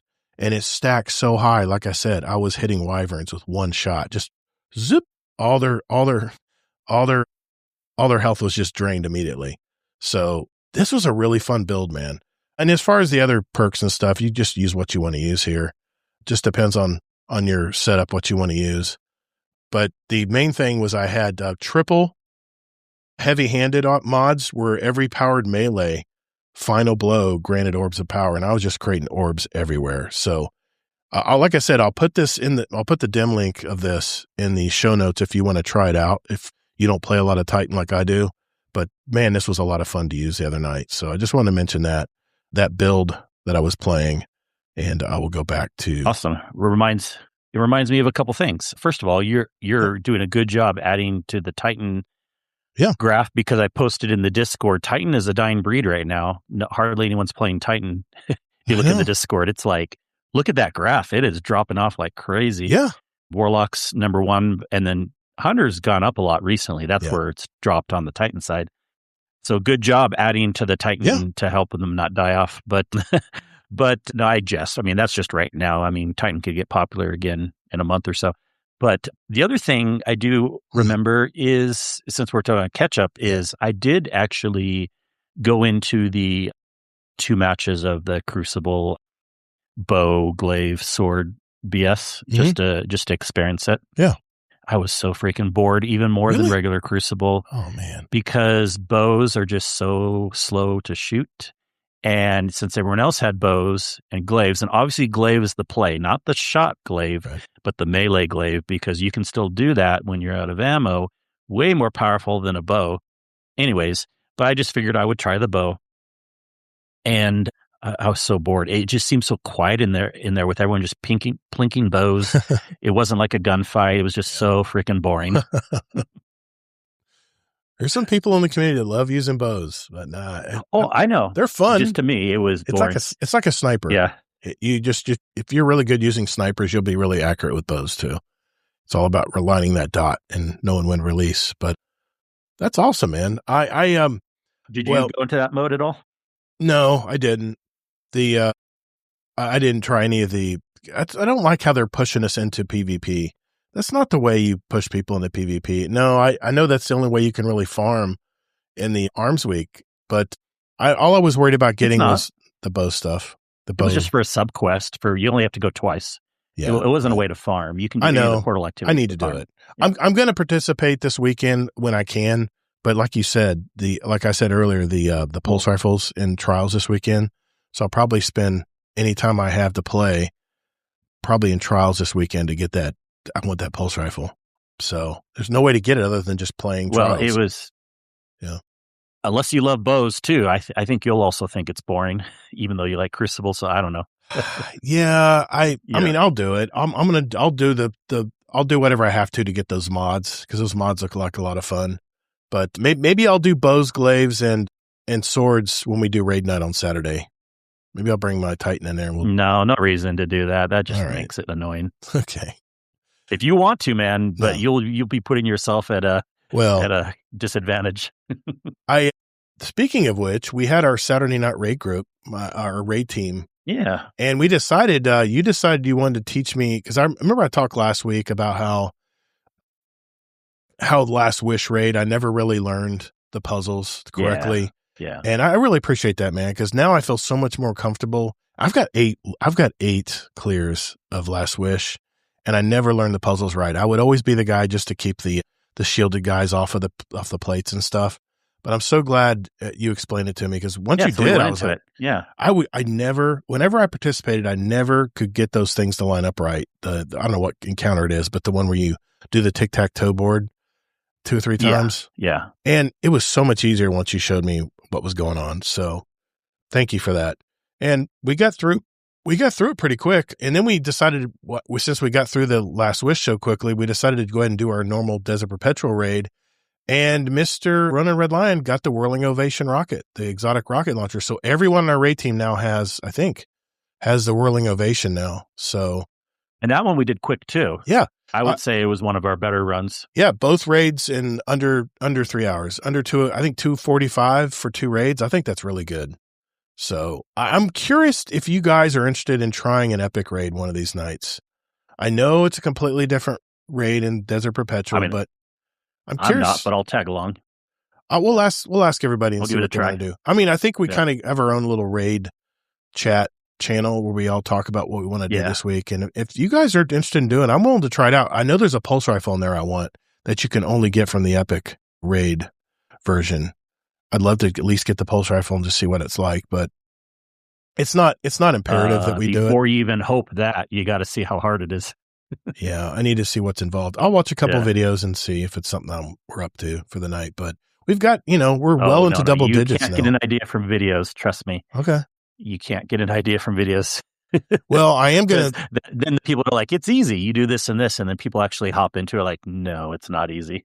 Well, I do plan on finishing my remember. What's that? Do you remember Pantheon? And you only did week 1, right? Yeah, remember how hard that was? It was. I did not have a stacked team though. I think I ran with matter. Just a smattering of people who some were raiders, some weren't, and even week 1 was hard for us a little bit. I know you guys. So yeah. And then Epic would be probably like 5 times harder than that. Really? Damn. You don't understand. I'm telling you, man. Okay. Like, if you've never done a master raid before, we should start with like a master vault of glass, and that's the easiest of the master raids. Okay. And Epic's even harder than master. Really? Okay. Remember we did a couple feats and how hard that was, and we couldn't even get past one encounter. Yeah. Epic's harder than that. Jeez. Oh, we'll talk about it. We'll see where we're at on it. Yeah, I know we're well into double digits on running Desert Perpetual now, and another raid I want to go back and learn again. And I know not everybody's on the same agreement with me, but I'd love to start trying to play Salvation's Edge some more. I know it's not a raid everybody loves to do. It's a more difficult raid, but I don't know. I think it'd be fun. Change things up. It's not about not wanting to or that. It's just not as many people know that one to Sherpa it. It's true. So who are we going to find for that? Yeah, that's true. It was really a tough raid. It was a very intimidating raid when it did come out. So I know it a little bit, but the people that I was learning it from, they're not playing Destiny right now. I know what you're talking about. It was like a hardcore crew of people that kind of left after that raid. And I'm sure there's still some people around like soccer and stuff, but it's slim pickings for people that'll teach us that raid. So we'll have to find someone. Well, we'll talk about it in our sub channel. I do plan on streaming this Tuesday. As far as I know, everything's still on. I want to finish the Renegades campaign on my Titan, and I'm probably going to bring that bonk build. I might bring the sword blocking one that everybody keeps talking about with that other exotic arms. I can't remember what it's called. But, the meta build. Yeah. I might switch over to that just to try something different, but we'll see. And I may not just use bows and sticks and stuns type stuff. I may just use regular weapons, Yeah. So you want Fluffy for Salvation's Edge, Necromancer? I got you. He's one name. There's a lot of people, and actually, I bet we could teach ourselves it at this point. Yeah. We don't have anything to be scared about. I bet we could stumble through. Desert Perpetual's Desert Perpetual's no slouch, man. That's a tough raid. It's not. I would say it's probably 3rd or 4th hardest raid. Okay. Yeah. Anyway, I'm possibly going to be streaming this Tuesday with trying to finish that campaign with my Titan. We'll just have to see where my week falls. I am releasing another episode of my solo podcast, 50 Years Experience Required. It's going to be 7 more things that I wish I knew when I was younger. Episode 10, I mentioned my first 7 things. So this will be 7 more things that I thought of. Other than that, I've been watching playoff football. My projected Super Bowl winner, the Rams, fell to the Seahawks. So it's East Coast versus West Coast for the Super Bowl on February 8th. Patriots versus Seahawks. I'm going to miss the NFL. I got to admit, I'm going to miss the NFL when it's over this year. I did really good on my fantasy football leagues this year. I won money in all 3 of them, and I don't know. I'm going to miss it. I don't think the NFL can get back here quick enough. And weather-wise, I just have to mention, man, it has been the coldest in a decade here in Florida. And now I know everybody else is shoveling snow, probably cursing my name right now as they're listening to this in their earbuds. We're going to get some record, like 25 year ago, it was this cold. Big time records we're going to be breaking here this weekend. We're going to be falling into the mid to low 20s, which is just going to freeze everything outside. All of our soft tissue plants and stuff will just be ruined. And it's going to be like high 40s. Very, very northern weather this weekend in Florida and even into Monday. So I'm not looking forward to that. I'm probably going to be huddling up inside in the heat and the fire. I've got plenty of firewood. Finally get to use my fireplace. That'll be a good thing. But I'm working on all the new overlays, the new artwork and stuff for a new rebrand next week. So I'm going to be busy probably doing that while freezing my butt off inside. So that's it for me, Kingsley. Anything else you want to mention, man, that I didn't get a chance to let you talk about? You don't have central heat? You got to use a fireplace? No, I guess central heat, but my wife's very stingy when it comes to the heat. She doesn't like it too hot. Well, it's the dry air that gets pumped in because we don't use gas down here. Well, some of us do, but most of us use electric heat, which basically is just a toast. It's basically just a toaster strip, inside the duct. No, we all know that. Yeah, that have to live through winters. Yeah, you can use a lot of power. So you're just going to have to live in the living room where the fireplace is then. Probably. I'll bring my laptop in there and maybe I can work on some stuff. I don't know. We'll see. I have a couple space heaters up in the attic. I might bring those down where I can at least heat myself in the thing here. So jealous. I've been outside working in minus 16. Brother, I don't know how you do that, man. How do you not lose digits? How does your nose like not fall off? Are you like bundled up, man? I don't know. Of course you're bundled up. And when it's that temperature, you can't be, your nose, everything's bundled except for your lips and your nose. And you have to wear gloves. You have to wear ear protection.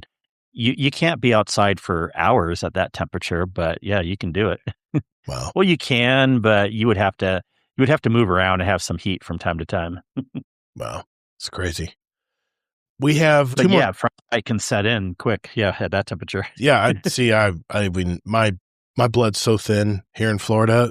It gets, if it gets in the 30s, I'm like, I can't stand outside very long. I just get cold. Everything just gets. Doesn't matter what I'm wearing. It just gets cold, and I have to come back inside. I know we're wimps down here in Florida, but it's the reason we live in Florida, so we don't have to deal with the cold. Anyway, we have two more things I want to do here before we go, Kingsley. We really appreciate all the feedback we've been getting in our Discord about our new rebrand next week, and it'll be called Guardian Down Roundtable, by the way. And as far as the links on where to find us, guardiandowncast.com, discord.gg/guardiandowncast, that's all going to stay the same because it is a Guardian Down podcast. So that way, the rebrand is so we can still use all of our links and stuff. We don't have to redo all of that stuff, but it's just going to be a little bit different in how we put the show on starting next week. So I hope you guys join us to see what we're planning on for you guys. I think you're going to like it. I really do. But I want to read out a couple more feedback comments we got in the Discord, if you don't mind, Kingsley, just real quick here. I know you're wanting to head off. Barrel Barley chimed in. He says, great show, guys. I'm looking forward to Marathon coming out. As soon as AR launched, I was blowing up. My theory was, and this is bringing more players to the genre and giving Marathon more exposure. We know it will do well on launch because of the pre-order numbers. Hopefully they will retain a good player base. This is where we're talking about Marathon last week. And what I wanted to read was one from Bleehy48 here. He's been on our show before. He's one of our older members in our Discord. He says, I finally caught up on last Thursday's show and triggered a moment of pure conspiracy theory clarity. I asked Gemini for a breakdown of where players spend their time, and it spit out a figure around 10% for PvP. While that fluctuates based on the campaign cycle, let's use 10% as our baseline. Whenever you get a, quote, Greek chorus of Crucible players together, they're always chanting the same thing. We need more maps.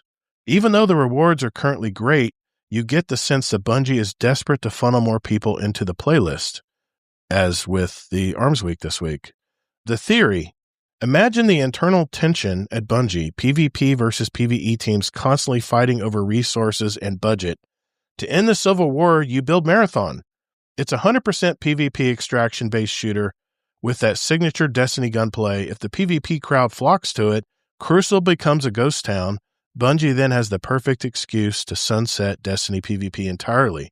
You tell the players, want PvP? Play Marathon. Want PvE? Play Destiny. The internal strife ends. Each team gets a clear mandate. If Destiny thrives as a solo PvE experience, great. If it falters, put it into maintenance mode like Destiny 1 and let Marathon carry the torch. Am I crazy or does this actually make sense? And I mentioned that there's one thing about that analogy that has not been mentioned here, and is that we as Destiny players love to collect stuff. We love to go out into the world, gather up weapons and new gear, armor, whatever, and go into the Crucible to try them out against other players. That's always been the secret sauce of Destiny 2, and Destiny even, by the way. And it's the reason we'll grind in PvE so we can get that God roll to take it into Crucible and try it against other Guardians. Here's the problem with Marathon. Marathon is not a collection game. In fact, you can have the nicest collection of weapons, go in and get killed by either the PvE enemies or the PvP players in the game and lose it all. So I don't understand how, and this kind of worries me, how is Marathon going to retain the Destiny player? Because if weapons and armor really don't mean anything, and that's the way I'm going to play it, by the way, I'm not going to stress over losing a really cool weapon that I find relooting whatever. Sure, you won't. I'll leave it when I see it. I'll still probably, I'll still probably complain when I get killed after holding one. But the problem is the thing about Crucible is once you die or you get killed in the Crucible, you respawn with everything you already have and you play again. You keep trying and trying until you find that system that works for you or that combination of stats and weapons or whatever it may be. But I'm telling you guys, Marathon is not going to be that. Marathon is raw PvP gameplay. And I don't know about you, but I just don't see the friendly aspect or the pacifist aspect coming into this game. I don't know. I think it's going to be for the ultra competitive out there. I agree. And I already kind of answered him in the Discord, so I don't want to make it look like I'm picking on him or anything. But as a bigger point, I'll mention again here, I've been saying for months, for weeks, don't think Marathon is like Destiny PvP just because it's made by the same company. In fact, a couple other things I want to bring up too. Bungie even said at one point that it may not be for Destiny players because it's a different type. It's an extraction shooter. They mentioned that. So, and also, honestly, even before Marathon was even talked about, Destiny was already letting PvP die on the vine. So I don't think this is their plan to move everyone over there. I'm sure they would love it if that happens just for monetary reasons or whatever. But yeah, PvP and Destiny having issues is just a different issue altogether. And it's a different type of game too, in my opinion. Yeah, I agree. I think it's going to be a totally different. I think a lot of Destiny players are going to get slapped in the face when they realize it's not the same game. No, they won't because they're listening to me. And I warned them ahead of time. We'll see. We'll see how it goes. Now, HD Tech did also chime in. I just want to read his comment here. Finally got caught up on the last 2 episodes. Great shows, guys. The new show format doesn't bother me at all personally, as I enjoy Kingsley Mac's Tech Talk. See, another person mentioned it. As I am a nerd also, we go down the rabbit holes with Techie all the time. Love you talking about your life experiences and entertainment stuff. Keep doing what you're doing. Also, I'm listening to your other podcast, Todd. As the man in my 30s with a family, I highly appreciate it. I also, if you need help with vertical streaming, hit me up. Okay, I'll look into that. I've been doing horizontal verticals for about 2 years now, and just message and I can help you out with it. And Bleheath followed up with his comment saying, however, this might solve Bungie's problem with people constantly demanding bigger vaults. So yeah, it's definitely not going to be a vault issue in Marathon. That is for damn sure. But thank you, HD Tech. Appreciate your comments, man. I really appreciate them. Well, we're going to find out next week, I guess. We'll have to see what everyone thinks when we launch our pilot Guardian Down Roundtable episode. I'm working on all the segments and stuff on that, and we'll be trying everything out. And we may move things around a bit depending on what you guys tell us, because we do react to our community on that. But there's one more thing, Kingsley, that we need to do before we leave tonight, sir. We need to, if you remember, we had a submission of speedrun questions that we asked new guests on our show, and we'll continue to do that, by the way, whenever we have a new guest. And when you submitted your questions for our 2026 speedrun list, we mentioned that we'd have 2 drawings for a $25 Amazon gift card, US dollars. I have to mention that because I'm not gonna do it in sterling silver. Sorry, it's much more money. And this comes from our awesome Patreon community that donates this money every month to our cause. So I wanted to pull up the wheel of names, and we'll set that up real quick here. I already got it pulled up. I got everybody entered on it that entered in the contest. Remember, it was limited to 1 entry per person. So I will pull that up right here, and then we'll spin the wheel. I will share it with the Discord as well. How many names did you have to enter? There were... It's good for us to know, unless you don't want Yeah, there were 24 entries total, 24 separate people. We had a lot more questions, actually. But one per person. Everyone is listed right there. on the screen. You can see. I'm going to shuffle the wheel a few times here, just so we make it fair. And here we go. We're going to do our first spin. Who's going to win our first gift card? Is it going to be Miklo? Will Miklo hang on to it? Looks like it's going to be Big Briggs. Big Briggs wins our first Amazon gift card. All right, so that's our first. Wow, winner. you got Miklo all hopeful by mentioning that. What? It looked like Miklo was going to hold it, but it just slid by him. I know, you shouldn't have said anything. Sorry. Let's shuffle it again. Okay, here is our second roll. Who is it going to be? There went Bleehee. There went J.D. Kent. Him got a gun. Raz. Raz is our winner. So there's our two winners. It is Raz and Big Briggs.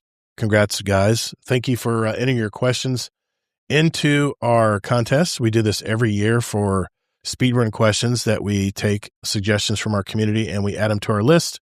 And these questions might appear on our new guest episodes. That is something we will continue to do, by the way, is our speedrun questions for our new guest. So we can always look forward to that, kind of bringing our heritage forward here from where we started it.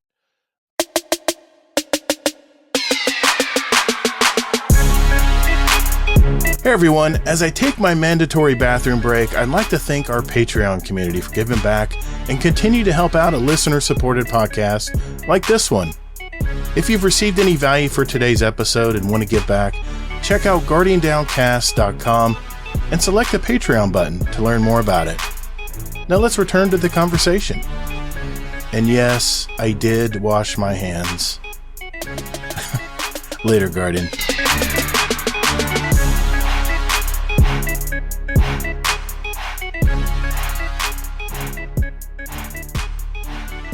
Speaking of our patrons, I wanted to give a shout out to our Patreon community. Special thank you to our Dungeon Champion patron, Deadpool1 Merc, and our Raid Boss patrons, that's Jealous, Frostbite, and Amazing Taco King.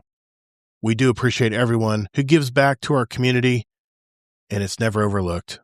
I have some video episodes from the archives that I'll be placing in the Patreon site here very soon, so keep an eye out for that. You should have some notifications that'll let you know when those drop. So this is it, the last official Guardian Downcast episode. It's been a really good run. I mean, 7 years almost. That's a long time. But as our gaming environment changes, I think it's time that we adapt to it as well. I do want to make sure that I get this across to all of you out there. This will still be a podcast where we talk about Destiny. There will be a segment every week dedicated to the Destiny game because that kind of goes back to our roots of our show, you know? So I never want to discount the game that got us all together in the first place. But I hope you guys plan on stopping by next week. It'll be our brand new rebrand, I guess you could say, of our podcast, the Guardian Down Roundtable. We'll have new overlays, new show look if you join us live on YouTube or Twitch on my channel, ToddtheGatr. It's ToddtheGatr. And stop by or watch the replay. Let us know what you guys think. Or if you're an audio listener, let us know what you think about the show next week. But we do appreciate everyone out there who spends their ears and their time listening to us talk to you every week. Remember, you can contact us. Just go to guardiandowncast.com. All the information's there, all ways you can leave us a voicemail or want to comment on something or have a question. Or, of course, you can email us as well. However way you want to talk to us, or even our Discord community, discord.gg/Guardian Downcast. All those links will remain the same, by the way. Nothing will be changing there, so just want to let you know about that. So thank you for all of the years of Guardian Downcast. And that's a wrap. Another episode in our collection. For our new listeners out there, we have 340 other episodes with interviews from gamers all over our community, talking Destiny and whatever on our roundtable episodes and in our future roundtable episodes. And if you like the game Destiny or you like what you hear on our roundtable episodes, tell a friend. It's the only way we grow is by you guys sharing hitting that share button on your podcast app out there. You can just say, hey, guardiandowncast.com is the place to check it out. So as you're playing Renegades, take breaks, get outside, and touch a little grass, even if there's a little ice over it. Ronan Red Lion. Remember, we're Guardian Downcast, your stories, your community, and your destiny. And please be good to your fellow Guardians in the Destinyverse. The weight of the world was on your shoulders, and still you triumphed. Marvelous. Thank you all so very much for listening. And whether in life or in your game, get your reps in. And later, Guardian.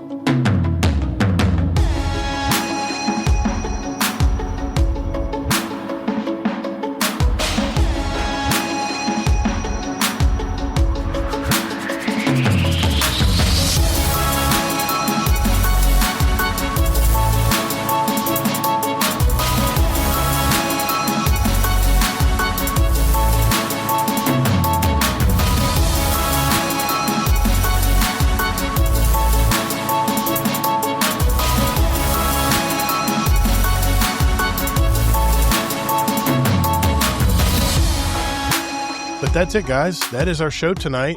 Appreciate everyone who came out and interacted with us in the chat. We appreciate all of that. Appreciate all the feedback we've been getting in our community. And head to our Discord, discord.gg/GuardianDownCast if you're not in there already. Of course, you can go to guardiandowncast.com for any or all of our contact information.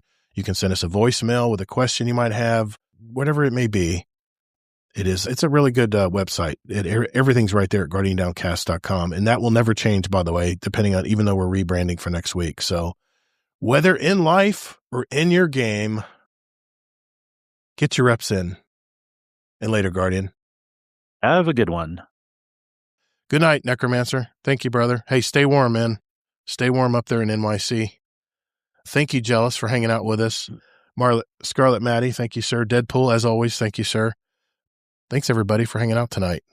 I'm going to go watch The Pit. Yeah, thanks, everyone. Yeah. And eat my I got a piece of jet cake. because we have dog issues, but thanks, everyone, for showing up. Tell Stacy my regards, man. I know that's tough to go through right now. I will. Thank you. So, all right, Kingsley. We'll see you, man. All right, see y'all. Bye. See you guys.